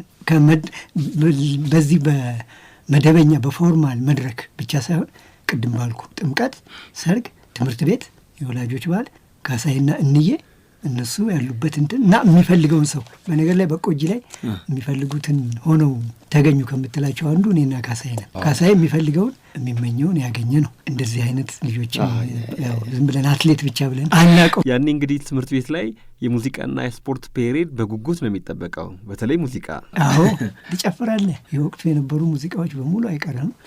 ወንድ ሴት ከላቀኝ ትሰለፋለህ። እስክስታ ጉራግኛም ከሆነ ኦሮምኛም ከሆነ ከፊት ያለ ይጨፍራል፣ ተመልሶ ወደኋላ ይሄዳል። አማርኛው ዙር ይቀጥላል። አምስት ሆነ ከተሰለፈ አምስቱም የደነሱ ወደኋላ ይሄዳሉ። ከዛ ሲያልቅ ኦሮምኛ ይከተላል፣ ትግርኛ ይከተላል፣ ባንድ በለኛ ከዛ አማርኛ ያው እንትኑ ማርኩም የሚሰጥ እዛው። እስቲ አንዴ ያኔ የተጫወቱት ከነበረው መዝሙር አንዱን ላስታውስን። ትንሿ ጎጇችን ባለ ሳር ክዳኗ እንኮራባታለን የእኛ በመሆኗ። ይህን መዝሙር አስታወስከው? እስቲ ይሄንን የሚያስታውስ ከወንድሜ ጋር ነው ተማሪ ያልከኝ፣ ግን አንድ ትምህርት ቤት የተማርን ያልከኝ አርቲስት ካሳይ ገበየው ልጠይቀው። መስመር ላይ አለ፣ እየሰማህ ነበረ? ሄሎ አቤት ካሳይ እየሰማኸው ነው? በጣም እየሰማሁት እኮ ነው። ወሰደኝና የተከፈተ ይመሰለ በቆጂ ፎርቲኖ ተራራ እየሰደብኩ እኮ ነው። አይኑን በጨው ቀቅሎ ይበላ እያልኩ ኬው ረሳው። እኔ እናንተ ግን የምናስታውሳትን አንድ ዘፈን እንበላት እንዴ? ትንሿ ጎጇችንን። አዎ ኢብራሂም ሀቢብ ያውቀዋል። ኢብራሂም አስተማሪያችን። ትንሿ ጎጇችን ባለ ሳር ክዳኗ እንኮራባታለን የኛ በመሆኗ። አስታወስከው እንዴ? እስኪ ካስታወስክ አንድ ላይ እንበላላ። የሰው ድምፅ እሱ ድምፃዊ ነው። የእሱ ድምፅ እንዳላወርድበት እሱ አለ። ሌላ ደግሞ አለ መስከረም 2 ላይ እኔን የሚያዘፍኑኛለና መስከረም 2 የአብዮታችን የኢትዮጵያ ልደት መስከረም 2 ከዛ እልልታ የበላይነሽ አሉ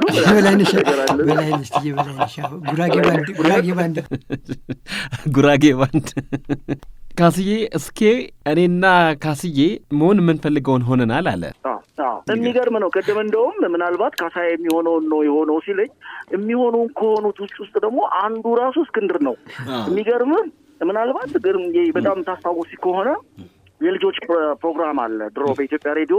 በቃ ያለችን እሷ የኢትዮጵያ ሬዲዮ እና የኢትዮጵያ ቴሌቪዥንን ነው የምንከታተለውና በኢትዮጵያ ሬዲዮ ላይ ሁሌ የልጆች ፕሮግራም ላይ ሆነ ወጣቶች ላይ እስክንድር መርሃ ጽድቅ ከበቆጂ ካልተባለ በቃ ሬዲዮ አልሰማንም ማለት ነው። የማይጽፈው ነገር የለም፣ የማይለው ነገር የለም። በዛን ጊዜ ጀምሮ ራሱን ፈርፍሮ ፈልጎ ያገኘ ሰው ቢኖር በሙያው ላይ እስክንድር መርሃ ጽድቅ ነው እና በጣም ራሱን ፈልጎ ያገኘው አንዱ እሱ።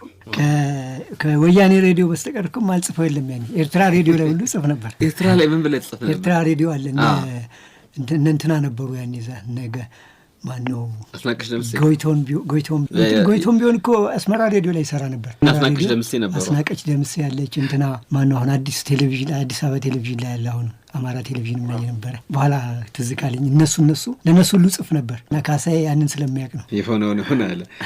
እንዴው ትምህርት ቤታችሁ በቆጂ ነው። በቆጂ ላይ ስምን ትዝ ይልሃል ካስዬ? በቆጂ ምንም ትዝ የማይለን ነገር የለም። የሚገርም ነገር በቆጂ ማለት ትንሿ ኢትዮጵያ ማለት ናት። በግራ በቀኝ ያለው ዶሮ ማነቂያ የሚባል ሰፈር አለ፣ ጉራጌ ሰፈር የሚባል አለ፣ ጊዮርጊስ የሚባል አለ። እነዚህ ሁሉ በዛው ውስጥ አሁን ቅድም ያነሳለ ነገሮች አሉ። የጥምቀት በዓል ላይ ስንገናኝ ሁሉም ሰው የየራሱን ባህል ይዞ ነው የሚወጣውና አንድ የትግርኛ ባህል ተጫዋች አባባ ኪሮስ የምንላቸው አሉ። አባባ ኪሮስ ከበሯቸውን ይዘው ነው የሚወጡት። ነጭ ለብሰው ረጅም ናቸው በጣም እና ጥምቀተ ባህሩ መሀል ላይ እሳቸው ከበሯቸውን ድው ሲያደርግ ሁሉም ሰው ከብ ሰርቶ አብሯቸው ይዞራል ከእሳቸው ቤተሰብ ጋር ማለት ነው። ጉራግኛውም ላይ እንደዚሁ፣ ኦሮምኛው ላይ የቲቪ በላይነሽ ቱሬ ስንሞትም ስንሰረግም እሳቸው ከሌሉ አያምርም። ስንሞት አለም ከንፈረም ባሻ በከበሯቸው ያቀልጡታል። አለሞዬ ባሻ አለም ከንፈረም ባሻ እያሉ በጉራግኛ ያቀልጡታል። የውስጥ ዘመድ ሲሆን ወደ ውስጥ ነው፣ የውጭ ሲሆን ወደ ውጭ ነው።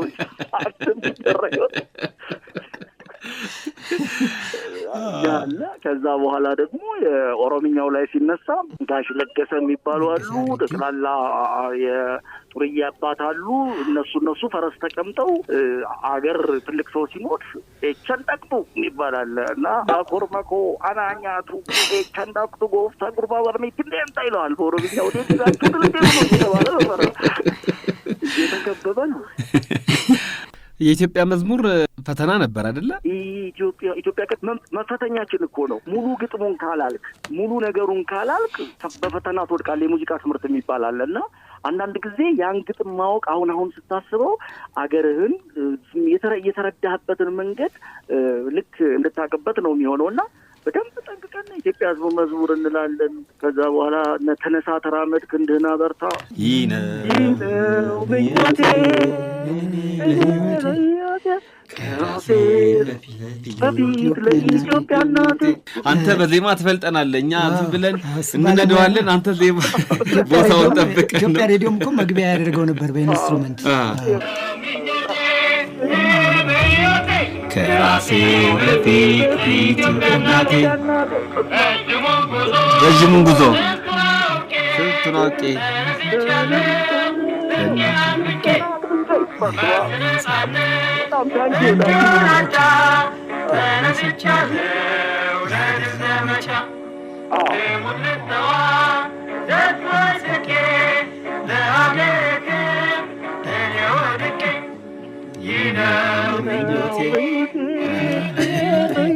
ታስታውሰኝ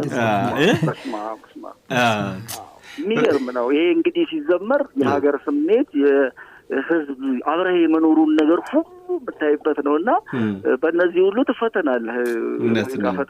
እውነት ነው። እንግዲህ እኔ እናንተም ቀጠሮ እንዳለን እንዳይዘነጋ ካስዬ፣ ለአሁን ግን በጣም አመሰግናለሁ። እድሜ ይስጥልኝ። እሺ፣ በጣም አመሰግናለሁ። እስኪ በጣም ስለሰማሁ ደስ ብሎኛል። እግዚአብሔር ይስጥልኝ። በጣም ሸገርን እናመሰግናለን። ታንኪዩ። አሜን። እሺ እስክንድር፣ አሁን ስጦታ የሚያስገኝ አንድ ጥያቄ ትጠየቃለህ። አንድ እድል ነው የሚሰጥ። ዘፈን ነው ማሰማ። የማን ዘፈን እንደሆነ ነው የምትነግረኝ። መጀመሪያ ሙዚቃውን ብቻ ነው ማስደምጥ። ትክክለኛ መልስ ካገኘ ስጦታ፣ ካላገኘ ምንም የለም። ላሰማክ። ሰለሞን ደነቀ። ምን የሚለው ኦሮምኛ ነው። እሺ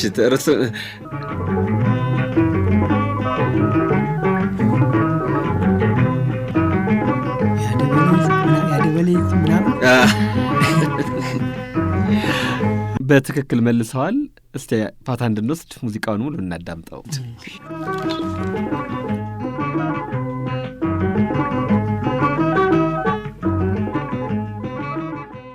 የተወደዳችሁና የተከበራችሁ አድማጮቻችን የምታዳምጡት የያኔዎቹን ነው። ከሸገር ኤፍኤም 102.1 የሰለሞን ደነቀን ያደበሌ ሲማሞን ነበር ሰምተን የተመለስ ነው። አሁንም ቆይታችን ይቀጥላል ከጋዜጠኛና ደራሲ እስክንድር መርዓ ጽድቅ ጋር። እንግዲህ እስክንድር በበቆጂ ቆይታክ በስነ ጽሁፍ ላይ ወይም ጋዜጠኛ የመሆን ፍላጎት ላይ የነበረ ዝንባሌ ላይ ያገኛቸው አጋጣሚዎች ሁሉ ተጠቅመህባቸዋል። እንዲሁም ደግሞ በተለያዩ ሬዲዮ ጣቢያዎች ታደርገው የነበረው ተሳትፎ አግዟል ማለት ይቻላል። ሰውም ህብረተሰቡ ነው ጎበዝ በርታ በጣም እያበረታታኝ እያለኝ ብዙ ነገር ከምንም ከቁሳቁስ በላይ የሰው ሞራል ነው። ቅድም የጠቀስናቸው መምህራን እንዳልኩ እንደተጠበቀ ሆኖ ማለት በነገር ላይ ቅድም እኔና ካሳይ የፈለግነውን አገኘን እንዳልኩ ሁሉ ከኛም በኋላ ደግሞ አሉ እና አንዱ አለም ገታቸው እነ ጸዳለ ለማ ማለት አሁን አዲስ ስታንዳርድ ዋና አዘጋጅ አዲስ ስታንዳርድ የሚባለው የዛም ዋና አዘጋጅ ነች። ጋዜጠኛም ሁለቱም ጋዜጠኞች ሆነዋል። እነሱም መሆን የሚፈልጉትን የሆኑ ናቸው። በዛ ዘመን ያሉ ናቸው። ቅድም ጓደኞች ስላልከ አሁን ብዙ ናቸው። አሁን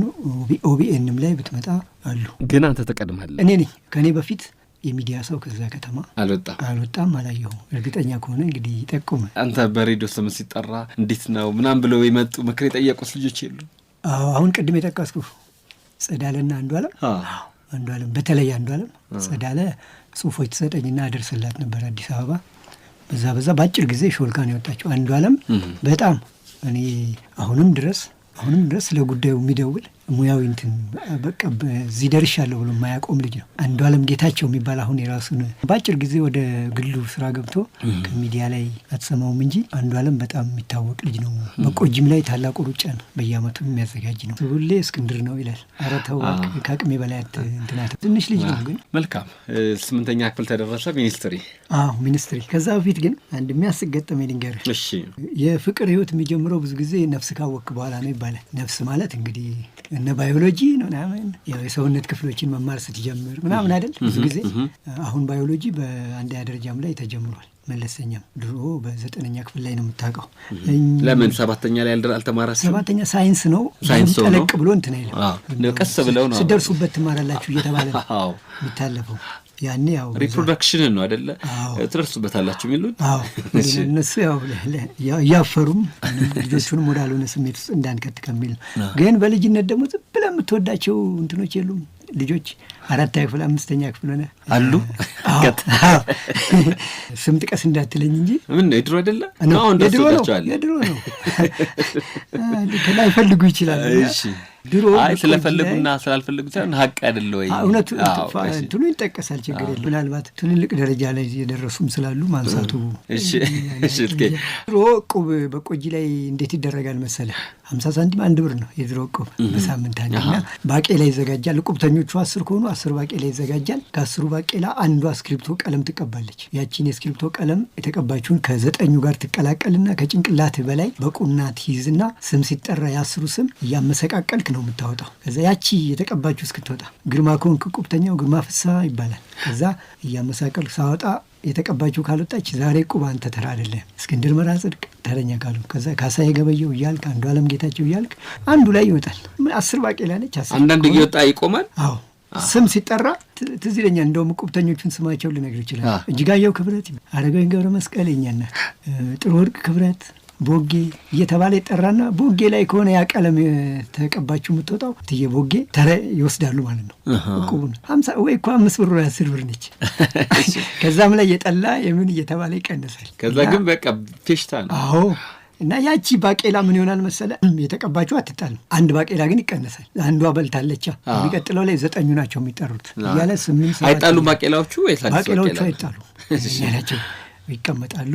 ከዛ እኛ ነን ያኔኛ ጩጮች ነን። ና እስክንድር ና እንኪቲ ተብዬ እመጣለሁ። ከዛ አንዷን ባቄላ ሁል ጊዜ ለእኔ ነው የምትሰጠው። ቆርጥመ ነው የምትበላው። እኔ ግን ቆርጥሜ ያልበላት ትምህርት ቤት ወስድና ያቺ በልጅነት የወደድካት ልጅ አለች ያል ቆርጭሜ እኩል ተካፍለን እና ብዙ ጊዜ እውነተኛ ፍቅር ሲሉ ያቺ ነች ነው ብሎ እውነተኛ ፍቅር። ስንተኛ ክፍል? 4ኛ 5ኛ 4ኛ 5ኛ። እንዲያው መነሻክ ምንድን ነው? ያነበብኩ መጽሐፍ ነበር ደመነፍስ እና ያቺን ልጅ የዛሬ 3 ዓመት ነው 4 ዓመት አገኘኋት። ከስንት ዓመት በኋላ አግኝቼ ሳነሳባት ትዝ አይለኝም ነው የምትለኝ። የስንት ሳምንት ባቄላ እኮ ስትበላ ከርማለች።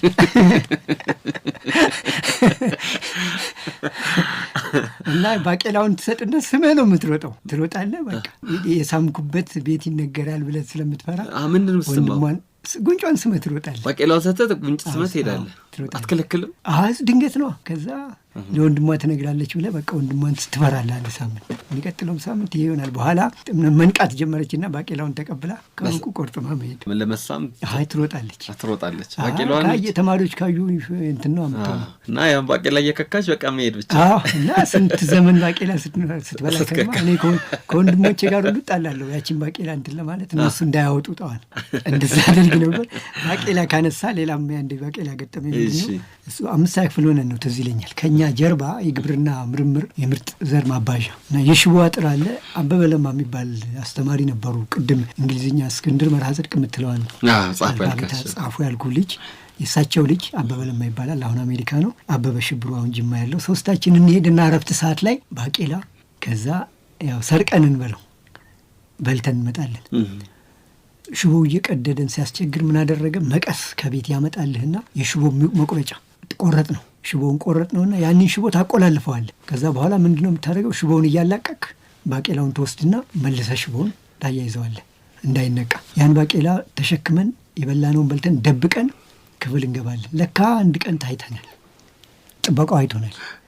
ጥበቃው ባቄላውን ይዞ መጥቶ ለካ ለዳይሬክተሩ ሰጥቷል። እኛ 4ኛ ፔሪየድ ላይ አገር ሰላም ብለን ክፍል ቁጭ ብለናል። እዛ ተሾሞ ወየቻ የሚባል በጣም ተደባዳቢ እርሻ አስተማሪ ነበረ። መጀመሪያ እሱ ገባ። ቀጠለና የዛ የእርሻ ምርምሩ ጥበቃ ባቄላውን አቅፎ ገባ። ልክ እሱ አቅፎ ሲገባ አበበ ለማ በመስኮት ዘሎ ወጣ። ስራውን ስለሚያውቅ እኔና አበበ ሽብሩ ተገኘን። ልነግርህ አልችልም። ኤክስፐርት ነው ተሾሞ ወየቻ በመጋረብ በቃ ለጠለጠ እንድናርገው። እኛ እግዚአብሔር ያወጣን ምንድነው ክፍል ውስጥ ነው የተገረፍነው። እሱ በነጋታው ያስተማሪ ልጅ ተብሎ አይማርም። በነጋታው ተማሪ ፊት ሰንደቅ ዓላማ ጋር ባንዲራ ከመውጣቱ በፊት በደንብ አድርጎ ነው የተገረፈው። የሚገርፈው ደግሞ ተሾሞ ወየቻ ያልኩህ ራሳቸው አባቱ፣ ከዛ ዳይሬክተሩ ለሶስት አባት ምንም አይሉ። አረ እሳቸው በነገር ላይ ጋሽ አበበም ቅድም ያልኩ አበበ በቀለም እንደዚሁ ናቸው። ልጆቻቸው ላይ ነው የሚበረቱ እና እነሱ ልጆቻቸውን ቀርጸው የልጆቻቸው አርአያነት እኛ ጋር እንዲሆን ስለሚፈልጉ በጣም ነው እንትን የሚቀጧቸው። ወደ አዲስ አበባ የመጣው መቼ ነበረ? 8ኛ ክፍል ወደ 9 ሳልፍ ነው ወደ አዲስ አበባ የገባሁት። 8ኛ ክፍል ላይ ኢትዮጵያ ሕዝባዊ ዲሞክራሲያዊ ሪፐብሊክ ኢሂድሪ ምስረታ 1980 የነበረው መስከረም ላይ 79 ግን ምን ተደርጓል? ከግማሽ ዓመት በኋላ የማጣሪያ ጥያቄና መልስና የስነ ጽሁፍ ውድድር ይካሄድ ነበር በየትምህርት ቤቱ። ትክክል የሚለው የሚጀምረው ያኔ ነው እንዴ? ያኔ ነው። እነ ጋሽ ታምራት ትክክል፣ ደበበ እሸቱ፣ ጋሽ አብዱ ለማብራሪያው ጓዳ አብዱ ይባላል። ለማብራሪያው ጓዳ አብዱ፣ ደበበ እሸቱና ታምራት አሰፋ ደግሞ ጥያቄውን የሚያነቡ ናቸው። ትክክል ነበር የሚሉት ትዝ ይለኛል። እዛም እንደዛ ይካሄድ ነበርና በ01 እና በ02 ቀበሌ መካከል ውድድር ይካሄዳል። 2 ቀበሌዎች ናቸው። እኔ 02 ወክዬ 01 ወክሎ ደግሞ ሻራው ሙሉ ነው የሚባል ለማጣሪያ አለፍን። ከትምህርት ቤት ነው ማጣሪያው። ልክ መስከረም 2 ላይ ነው ውድድሩ የሚካሄደው። ይሄን አልፌ በሁለቱም ውድድር አንዳንደኛ ወጣው። በስነ ጽሁፍም በጥያቄና መልሱም አንዳንደኛ ወጣው። እነ ታምራት የሚያወዳድሩት አይነት እዛ በቆይ በራሳቸው ከተማው። ከዛ የተሸለምኩት ምንድነው የማርክስ የኤንግልስ የሌኒንን መጽሐፍ ቀያዮች አሉ አይደል? የርዕዮተ ዓለም መጽሐፎች። ከዛ 15 ብር ማለት እኮ አዲስ አበባ ደርሶ ያመጣል። 7 ብር ከ30 ነው። ከአርሲ 54 ኪሎ ሜትር ከአሰላ ይሄዳል። 230 ኪሎ ሜትር ነው። ከዚህ ዛሬ 900 ምናምን ነው 1000 ምናምን ነው። ከዚህ ያኔ 7 ብር ከ30 ነው። እንግዲህ 15 ብሯን ዋጋ ልነግርህ ነው። አዲስ አበባ ደርሶ አምጥቶ 60 ሳንቲም መልሳለህ። በ60 ሳንቲም ደግሞ እርጎና ዳቦ ትበላበታለህ። ትልቅ ነው። ያኔ እንደዛ ተሸለምኩ። የሚገርምህ የሆኑ ሰው ከቤተሰብ ጋር የተጋጩ ነበሩ በጊዜው። እኔ አንደኛ ወጥቼ የቀበሌ ሊቀመንበሩ ጋሻ አስራት ተፈራ አሁንም አለ መቶ ላይ ሲጠመጠም እኛ ሰውዬ ቤተሰብን ያው በሞራል ለመጉዳትን በሚመስል መልኩ ሁለተኛ ለወጣው ሄደው 10 ብር ግንባሩ ላይ ይለጥፉላል። ከዛ ይላል ህዝቡ እዛ ስቴዲየም ግጥም ብሏል። ከገጠር ከከተማ መስከረም 2 ያው በልዩ ሁኔታ ስለሚከበር እዛ ስቴጅ ላይ ነው እንግዲህ እኛ እንደዛ ካሳይም አለ በወቅቱ እዛ ሽልማት እነሱ ኪነት ስላለ። ከዛ ቤተሰቦቼ በጣም ተናደዱ። እኔን ከንቲባው ጋሽ ተክሌ ጌታሁን የሚባል ነበር ከንቲባው ቢሮ ወሰደኝ። አይዞህ ሞራል እነሱ ሁሉ ፊል አድርገዋል።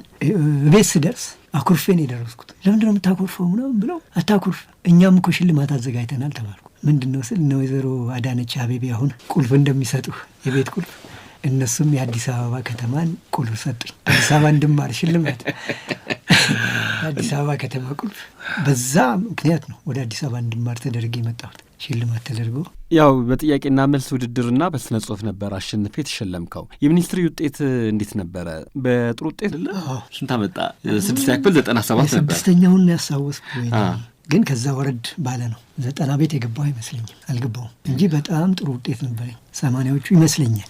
1980 አዲስ አበባ መጣሁ። ምስራቅ አጠቃላይ 2ኛ ደረጃ ትምህርት ቤት እነ እናት ፋንታውቤ ቤት ወልደ ገብርኤል ሲማሩ ጎን ነው ክፍላችን። አንድ ክፍል ባንማሩ እነሱ በሚማሩበት ትምህርት ቤት አዲስ አበባ ገባሁ። አዲስ አበባ መግባት ማለት ዛሬ ዲቪ ሞልታ አሜሪካ እንደምትሄደው ለክፍለ ሀገር ማጋር መጥተህ ነው። አያቴ ቤት እዚህ ናቸው። አያት እዚህ ነበሩ።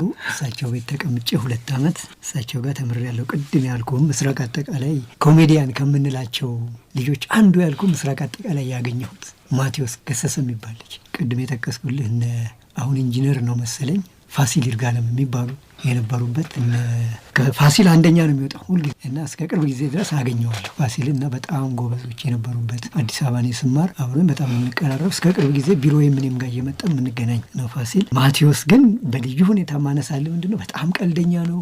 አለምነህ ዋሴን ለመምሰል የማይጥረው እንትን ያልነበረም እና አንድ የሚናገራት ቀልድ ግን በጣም የምታስቅ ሳርና ሳር ያስርና ያው ክረምት ሆኖ መስከረም ላይ ስትመጣ ሳር ያድግለ ሳርና ሳር ያስርና ዩኒት ሊደሩን ከርቀት ይጠራል። ከዛ እንዴት በተማሪ ስሜ ይጠራል ብለው እየሮጡ ሲመጡ እየጠለፋቸው እንዲወድቁ የሚያደርግ እስከዛሬ በ22 ዓመት የስራ ልምዴ ይሉ ነበር። አቶ ሙሉ ጌታ የሚባሉ ዩኒት ሊደር እንደዚህ አይነት ተማሪ አጋጥሞኝ ያውቅም ይሉ ነበር። እንደዚህ አይነት ዱርዬ ነበር የሚሉት። ተማሪ አጋጥሞኛ ያውቁም የሚሉት ቀልደኛ ልጅ ነበር። ቆየ ህይወቱ ካለፈ። ከትንሿ በቆጂ ከተማ ወደ አዲስ አበባ ስትመጣ የባይተዋርነት ስሜት አልተሰማህም? በጣም ሰው እኛ የአዲስ አበባ ሰው ወደ በቆጂ ሲመጣ እኛ የሚመስልም አይመስልንም ነበር። የተለየ እንትን ያለው የሰውነት ቅርጹ ምንም ይመስለን ነበር።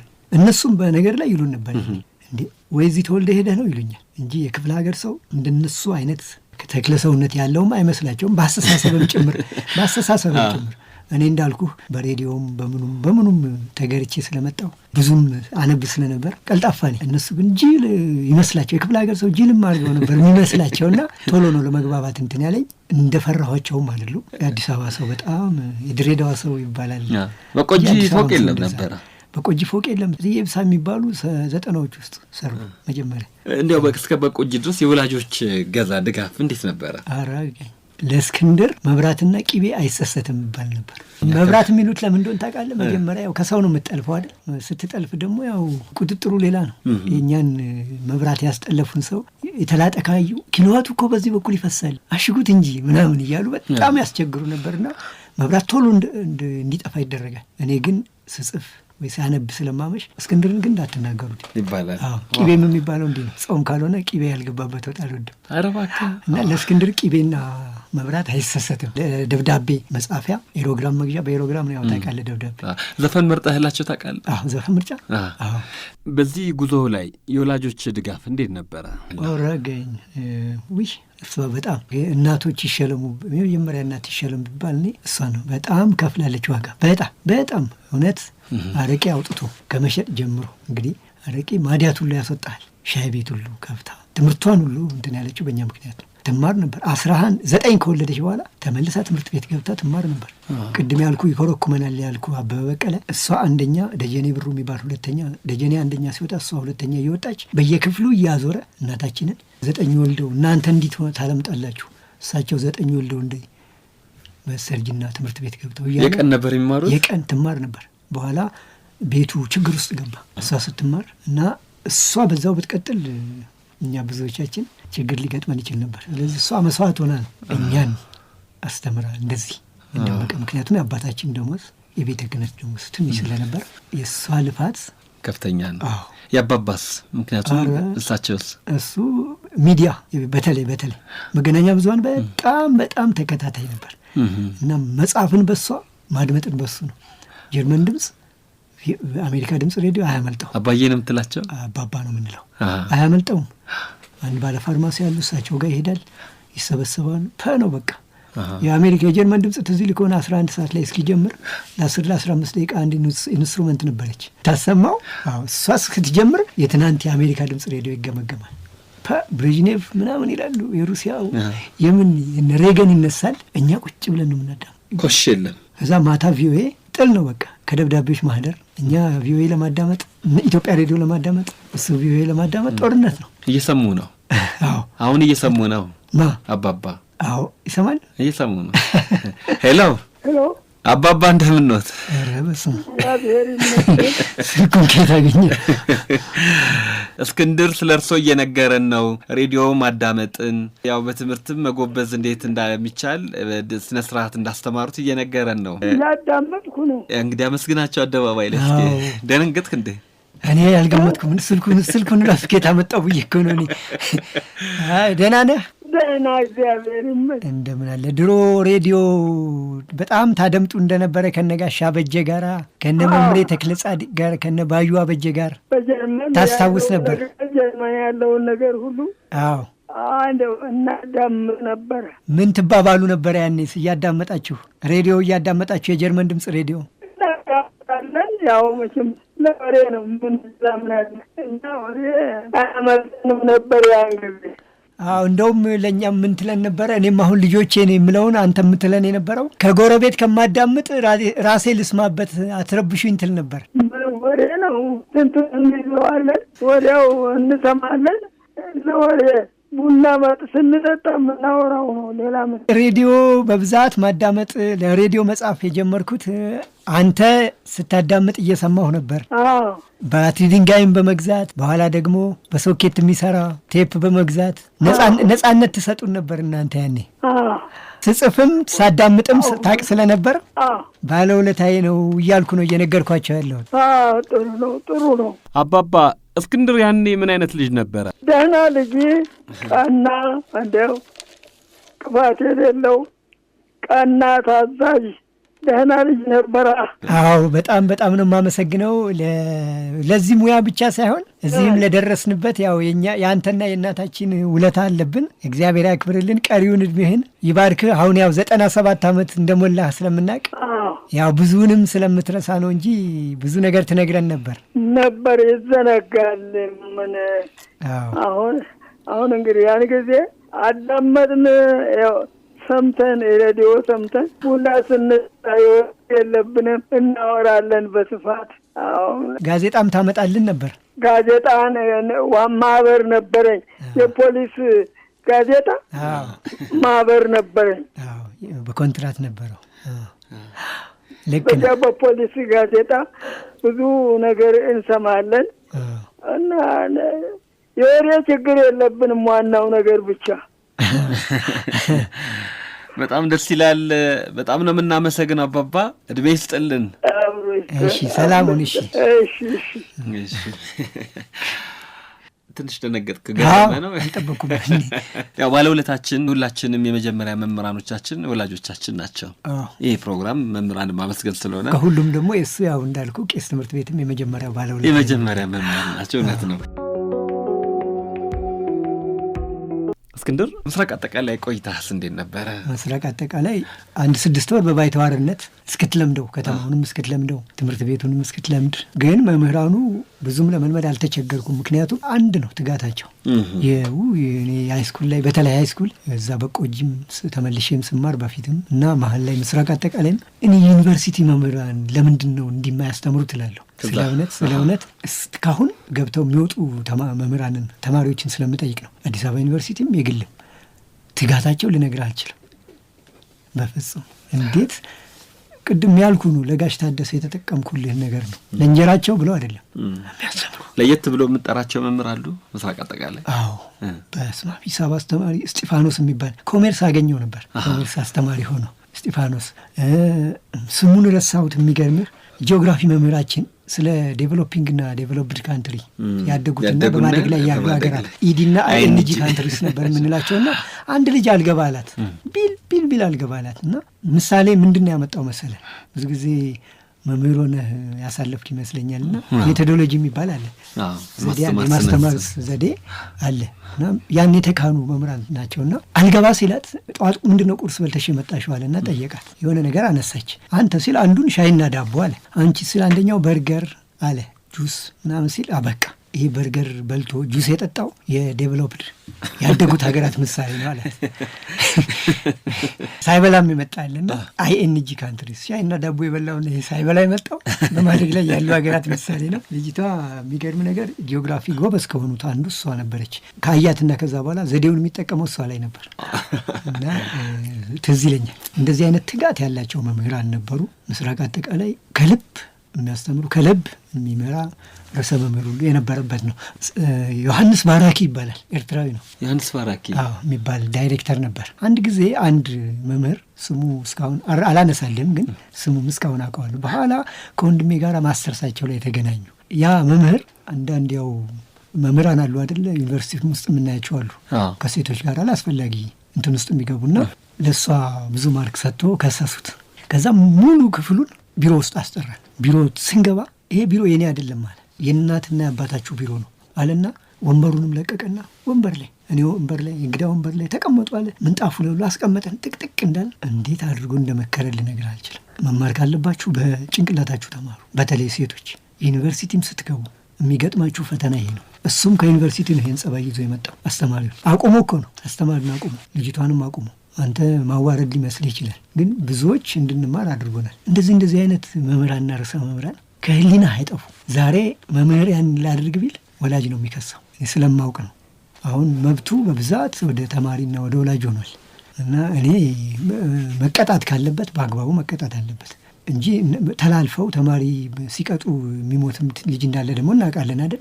እንደዛም ደረጃ እንዳይደርስ በአቨሬጅ በአማካይ ደረጃ እየተቀጣን ብናድግ ጥሩ ነው እና እኔ አሁን ምስራቅ አጠቃላይ 9ና 10 ነው አይደል የተማርኩ 12 እኮ ተመልሼ በቆጂ ስማር እጃችንን በልምጭ የሚገርፈን ዳኜ ካህሊ የሚባል እንግሊዝኛ መምህር ነበረ። በወቅቱ ልትናደድ ትችላለህ አይደለም? በመምህር ቤት ውስጥም እኮ ወላጆች ሲገርፉ ትናደዳለህ። እውነት ነው። በኋላ ነው የምታመሰግነው። እንኳንም ተገረፍኩ እንኳንም ቀጡን የምልበት እንድን ነው እና መርጠው አይደለም የሚገርፉ፣ ሁሉንም ነው የሚገርፉ። ትልቅ ትንሽ የለም። በጣም ይገርማል። እኔ ምስራቅ አጠቃላይ አዲስ አበባ ውስጥ ነው እንዲህ ያለው ላለው ትምህርት ቤት። በስንት ዓመተ ምህረት ነው ምስራቅ አጠቃላይ? 1980 እና 81 ዓመተ ምህረት። ከዛ በኋላ ወዴት ሄድክ? ከዛ በኋላ ተመልሼ ወደ በቆጂ ነው የሄድኩት። ለምን ተመልሰህ ሄድክ? ያኔ ትዝ ይልህ ከሆነ 12ኛ ክፍል ማትሪክ ገጠር ላይ አያያዙና ውጤቱ ስኬሉ ከፍ የሚለው ክፍለ ሀገር ብትማር ውጤት ይመጣል በሚል ወደ ተመልሼ ጓደኞችን አገኘኋቸው። ወደዛ ስሄድ ብዙዎቹን ጓደኞቼን እንዳሉ እዛ አገኘኋቸው። 11 እና 12 እዛ ተመልሼ ተማርኩኝ። ከዛስ እዛ ደግሞ ማነሳው መምህር አለ መሰለህ፣ በቀለ ነጋሽ የሚባል የፖለቲካ መምህራችን ነበር።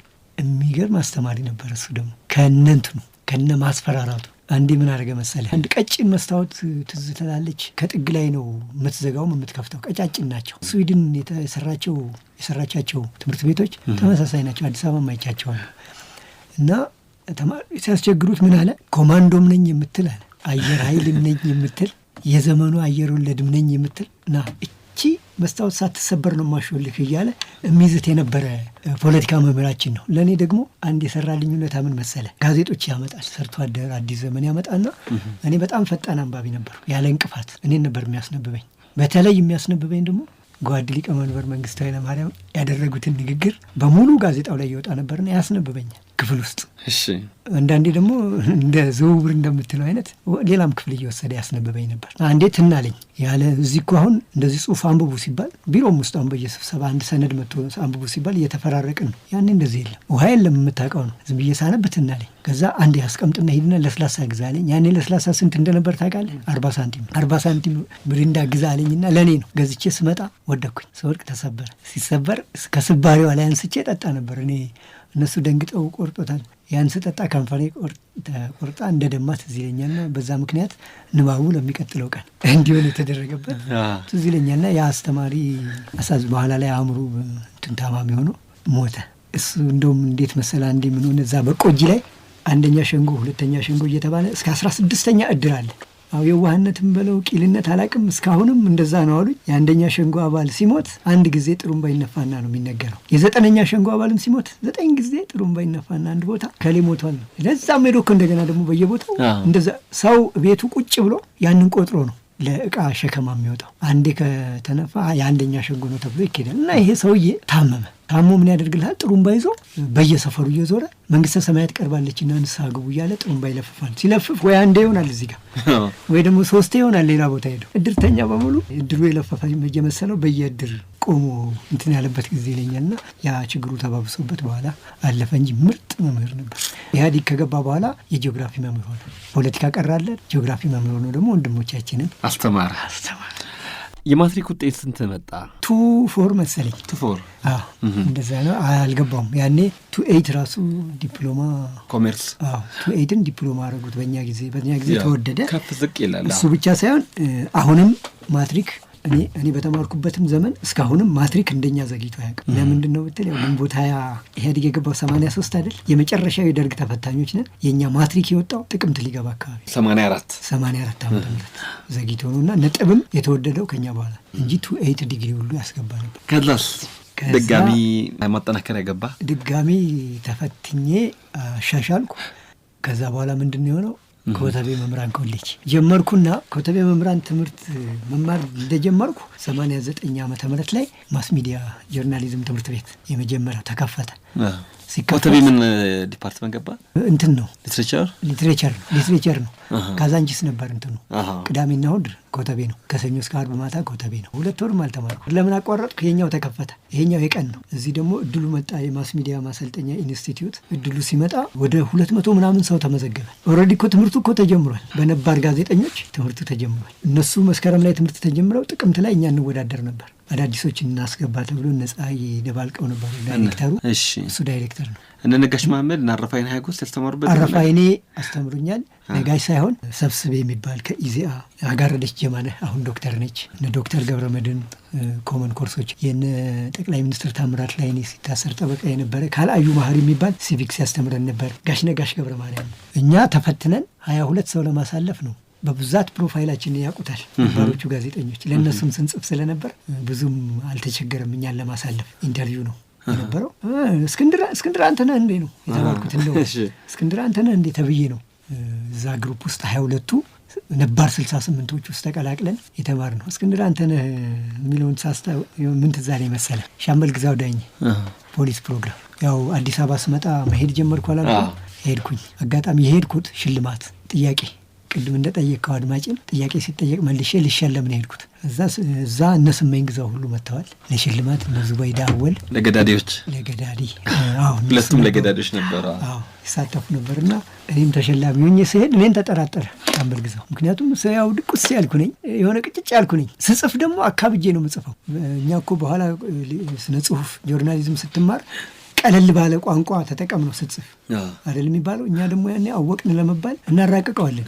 ግዕዙንም ትቀላቅለዋለህ፣ የሆነ ጃርገን የሆኑ ሙያዊ ቃላት ሁሉ ትቀላቅላለህ። እና እስክንድር ትልቅ ተደርጌ ነው የምገመተውና መታወቂያ አለኝ። ሌሎቹን እንኳ አልጠየቅም። የትምህርት ቤት መታወቂያ ያሳየሁት ገረመውና እኔ እኮ እስክንድር ሲባል በር ሰብሮ የሚገባ ትልቅ ሰው ነው የምትመስለኝ ብሎ ያለኝ ትዝ ይለኛልና ቅድም ላልኩ ነው ከዛ ጋር ያገናኘው ሻምበል ግዛውን ተፈናጥሬ ከነማ ጋር ተማርክ እዛ ታዲያ የጋዜጠኝነት ትምህርቱ? እነ ብርሃኑ ገብረ ማርያም፣ እነ ጋሻው ተፈራ፣ ቴሌቪዥን ላይ እነ ሳህሌ ሚሊዮን፣ እነ ሂሩት መንግስቴ መዓት ደብዳቤ እንጽፍላቸው የነበሩ በቆጂ ላይ ስትመጣ እኮ እዚህ አዲስ አበባ ከመጣ በኋላ ደግሞ ደብዳቤውን ስትሰጣቸው እጃቸውን ለመንካት ምንትን የምትልላቸው ሰዎች አብረህ ስትማር ቅድም ያልኩ ጀርመን ድምፅ ምናምን አስመራ ሬዲዮ ላይ ይሰሩ የነበሩ ከአንተ ጋር እዚህ መስፍን ዘለቀ ቅድም የረሳው አማራ ሬዲዮ ላይ ነበር። በኋላ አሁን አዲስ ቴሌቪዥን ላይ ነው ያለው። በጣም ድምፁ በጣም ጎርናና ድምፅ አስመራ ሬዲዮ ላይ ብዙ ጊዜ እንደውም ብዙ ከግቢቱን ጋር የምትሰማቸው ሁለቱን ነው።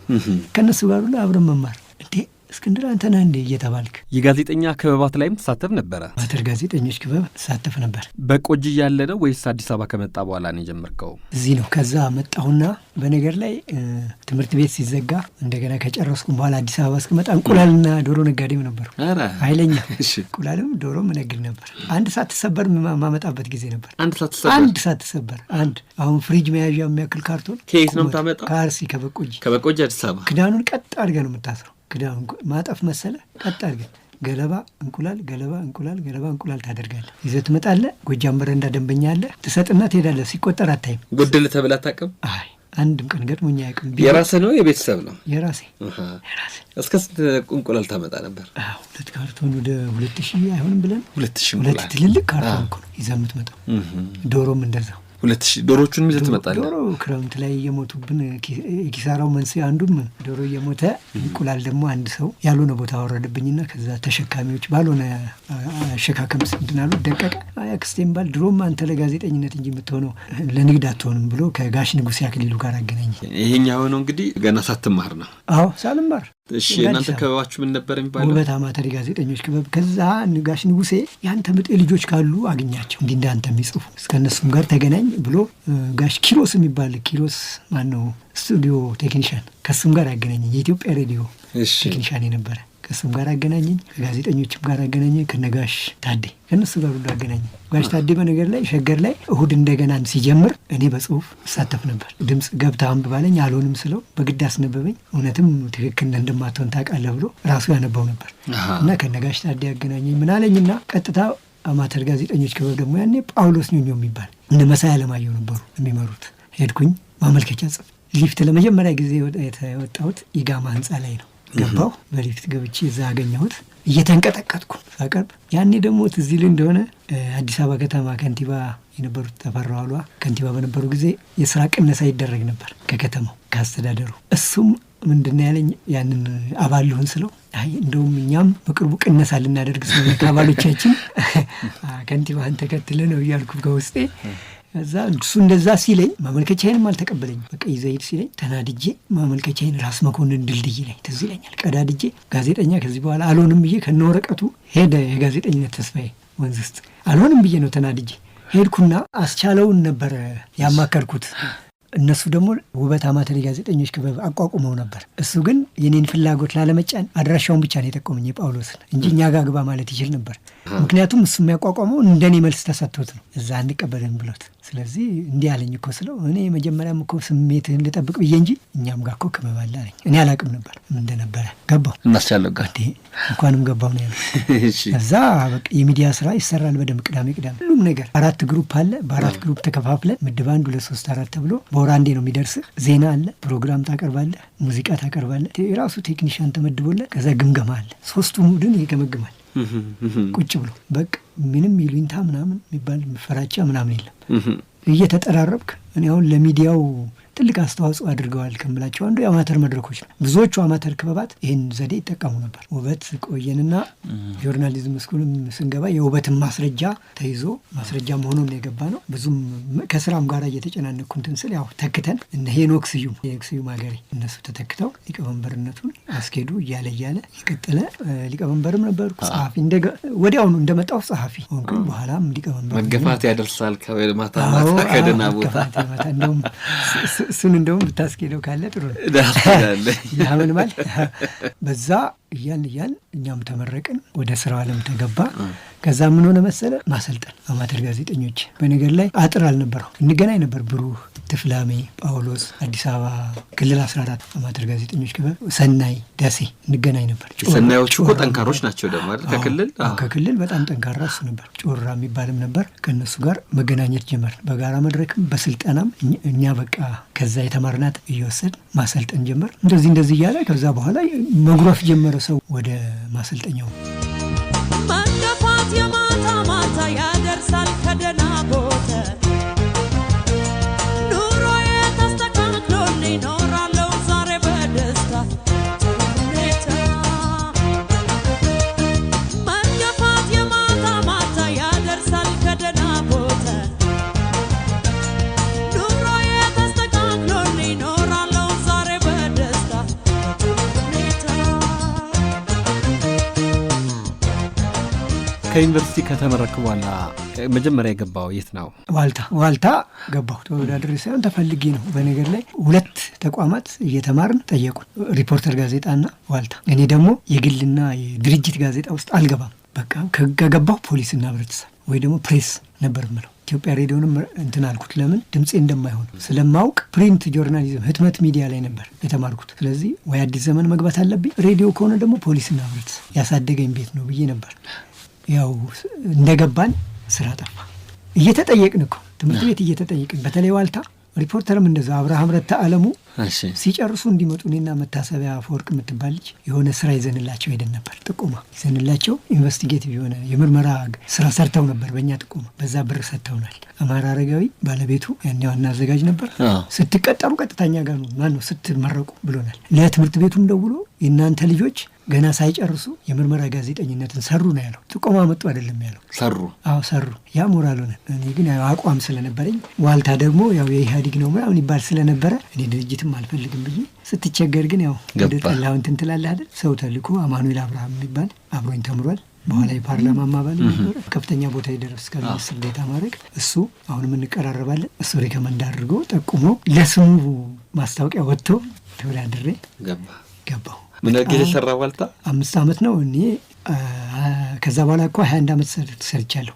ገቢዎች ሚኒስቴር ኮሚኒኬሽን። ዋልታ 5 ዓመት ነው ሰራሁና መሀል ላይ 8 ወር አዲስ ሚዲያ አዲስ ብሮድካስቲንግ ኮርፖሬሽን የሚባል ነበር፣ የግል ጋዜጣ ነበር። እነ ጥበቡ በለጠ እነ መለስካቸው አማሃ የነበሩበት ዕለተ አዲስ። ያ ትውልድ ክፍሉ ታደሰ ስራ አስኪያጅ የነበሩበት።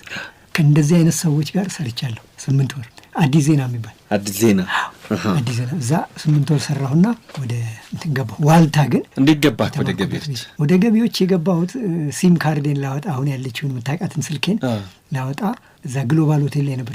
ቴሌ ኤጀንሲ እንደዛሬ ወዲያው የምታወጣው አልነበረም። 8 ወር ጠብቀህ ስተደውሎልህ ተራው ደርሷል ተብለህ ጉምሩክ ሄደህ ለቀፎህ ዲክሌሬሽን አቅርበህ ቴሌ ኤጀንሲ ማረጋገጫ ሰጥቶ ነው። ከሰዓት ኑ ሲለን ቴሌ ምሳ ልበላ ስፈልግ የምበላበት ለውጭ መስተንግዶ እንሰጣለን ይላል ገቢዎች ሚኒስቴር ባለ ማስታወቂያውን ሳይ ገባሁ። እየፈራሁ እየቸሩ ያንን እያየሁ ማስታወቂያ አዘጋየሁኝ። ምን የሚል ረዳት የኦዲዮ ቪዥዋል ባለሙያ ይላል። እኔ ደግሞ በግሌ 10 ወር ተምሬያለሁ ቪዲዮና ፎቶግራፊ። በዛ የካሜራ ማን ረዳት ሆኜ ነው የገባሁት። ምክንያቱም በመንግስት ተቋማት ያኔ ቢኤ ዲግሪና የስራ ልምድ ይጠይቃል። እኔ ያኔ ዲፕሎማ ነኝ። ገባሁ። የቋሚነት ደብዳቤ ሳይሰጠኝ ነው ወደ ስነ ጽሁፉ ዲግሪ በሚጠይቀው ቦታ ላይ እንድሰራ የተደረግኩ። ምክንያቱም እጽፋለሁ፣ አዘውኝ ለሪፖርተር ጽፋለሁ፣ አዲስ ዘመን ጽፋለሁ፣ እዛም ላለው መጽሔት ጽፋለሁ። አጋጣሚ እኔ ስገባ ሊታተም እየተዘጋጀ ያለ መጽሔት ላይ ነው የደረስኩት። ስጽፋዩኝና ይህንንማ እዚህ ነው የምናስገባው ብለው እዛ አረጉኝ። ተመችቶኝ ግን ደግሞ እንደ ዋልታ የተማርኩበት ቤት ከተማርኩትም ከተሰጠውም በላይ ዋልታ በጣም በጣም በጣም ተምሬበታለሁ እና አሁን ኮሚኒኬሽንም ላይ በደንብ ገቢዎች ኮሚኒኬሽን ስንት ዓመት ሰራ? 21ኛ ዓመት ይሁን። አሁንም እዛው ነህ? አሁንም እዛው ነኝ። ሁሌ እንደተማርኩ ነው። የስራ መደብ እንደና አሁን ቡድን አስተባባሪ ነኝ። ከዛም በላይ መሆን እችላለሁ። በነገር ላይ ተሰጥቶኛል ምድሉ የዳይሬክተርነት። አልፈለኩም ብዬ ነው። ብዙ ምክንያቶች አሉ። አንደኛው ምክንያት እኔ ኮሚኒኬሽን ደግሞ የመድረክ ሰው መሆን አለብህ። እኔ ደግሞ የመድረክ ሰው አይደለሁ። ምጽፋቸውም ነገሮች የኮሚኒኬሽን አለኝ። 3 መጽሐፍ አሳትሜያለሁና የኮሚኒኬሽን ሰው አይደለሁም የምል ነኝ። እኔ የጋዜጠኝነትና የኮሚኒኬሽን ሰው ይለያያል። እዛ ቦታ ላይ ብቁ ነኝ ብዬ አላምነው። ለኮሚኒኬሽን ኃላፊዎቹንም ከማስወቅስ መድረክም ከማደክም ብዬ በፈቃዴ ነው እንጂ አሁንም ያለውን አመራር በጣም ነው የማመሰግነው። ለእኔ ብቻ ሳይሆን ለሌላም ልጅ እድሉን ሰጥተዋል። ብዙ ጊዜ ካየህ ኮሚኒኬሽን ላይ የፖለቲካ ሹመት ነው የሚሆነው። አይ ባለሙያዎች ይግቡበት ተብሎ ተሰጥቶኝ የነበረ ስለሆነ አሁን ባለበት በቡድን አስተባባሪነት ደረጃ ላይ እየሰራሁ ደስ እያለኝ አብረው የተማሩ አብረው ከያደጉ የሰፈር የአካባቢ ልጆች ወይም ደግሞ የትምህርት ቤት ጓደኞች እስክንድር መርሃ ጽድቅ ዛሬ የት ነው ያለው ቢሉ የት እንበላቸው? እስክንድር መርሃ ጽድቅ ስራው ገቢዎች ሚኒስቴር መገናኛ፣ ቤቱ ቦሌ አራብሳ የራሱን ቤት ሰርቶ የሚኖር እዛ ደግሞ መጽሐፉ ላይ 3 መጽሐፎች፣ የመጀመሪያው ቀይ ስሮች፣ ሁለተኛው ለምን፣ ሶስተኛው ደግሞ የባለስልጣናት ምንጣፎች። 3ቱም አጫጭር ታሪኮች ያሉባቸው እውነተኛ ታሪኮች። አንድም የፈጠራ ስራ በነገር ላይ ድሮ ልቦለድ በጣም አነብ ነበር። አሁን ለንባብ ማስቀድመው እውነተኛ ታሪኮችን ነው። ስጽፍም እውነተኛ ታሪክ አንድም ልቦለድ አልጻፍኩም። 100% እውነተኛ ታሪክ ያላቸው 3 መጽሐፍ። አሁን ደግሞ 4ኛው ላይ እየተንደረደርኩ ያለውበት እንትን ላይ ያገኙኛል ነው። እንግዲህ ዛሬ ለደረስክበት ሁሉ የመምህራኖች አስተዋጽኦ የላቀ ነውና እነዚያ መምህራኖች ዋጋቸው ስንት ነው? መስፈሪያ የለውም የነሱ። ለእኔ ብቻ ሳይሆን ሁሉም ሙያ የሚያልፈው በዛ ነው።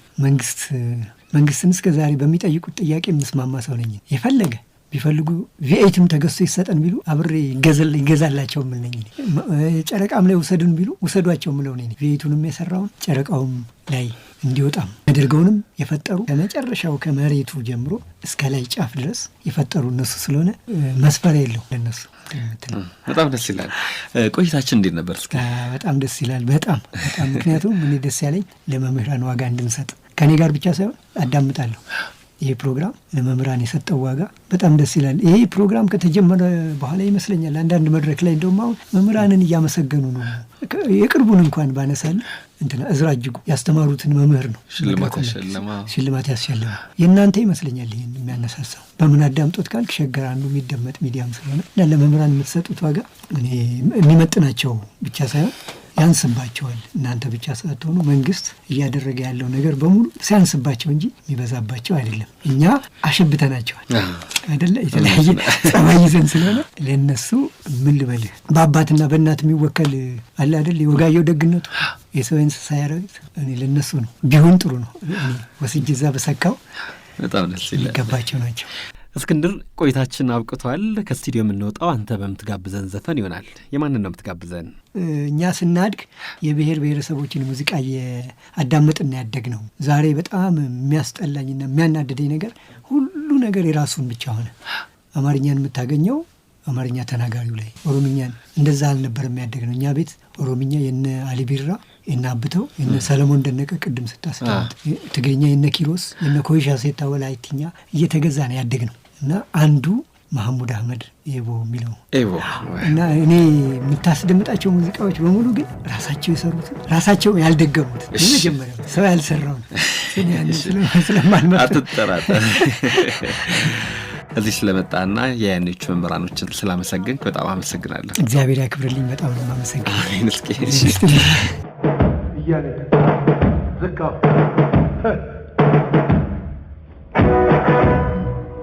የተወደዳችሁና የተከበራችሁ አድማጮቻችን ሳምንት ከሌላ የያኔ መምህራቸውን ከሚያመሰግኑ እንግዳ ጋር ጠብቃችኋለሁ። የዛሬውን ፕሮግራም በቀረጻው ጋሽ ደበላ ቱቲ፣ በቅንብሩ ደራርቱ ሰለሞን አብረው የነበሩ። ፕሮግራሙ አዘጋጅና አቅራቢ ግርማ ፍስሐ ነኝ። የያኔዎቹ ፕሮግራማችን ነበረ። ኔቦ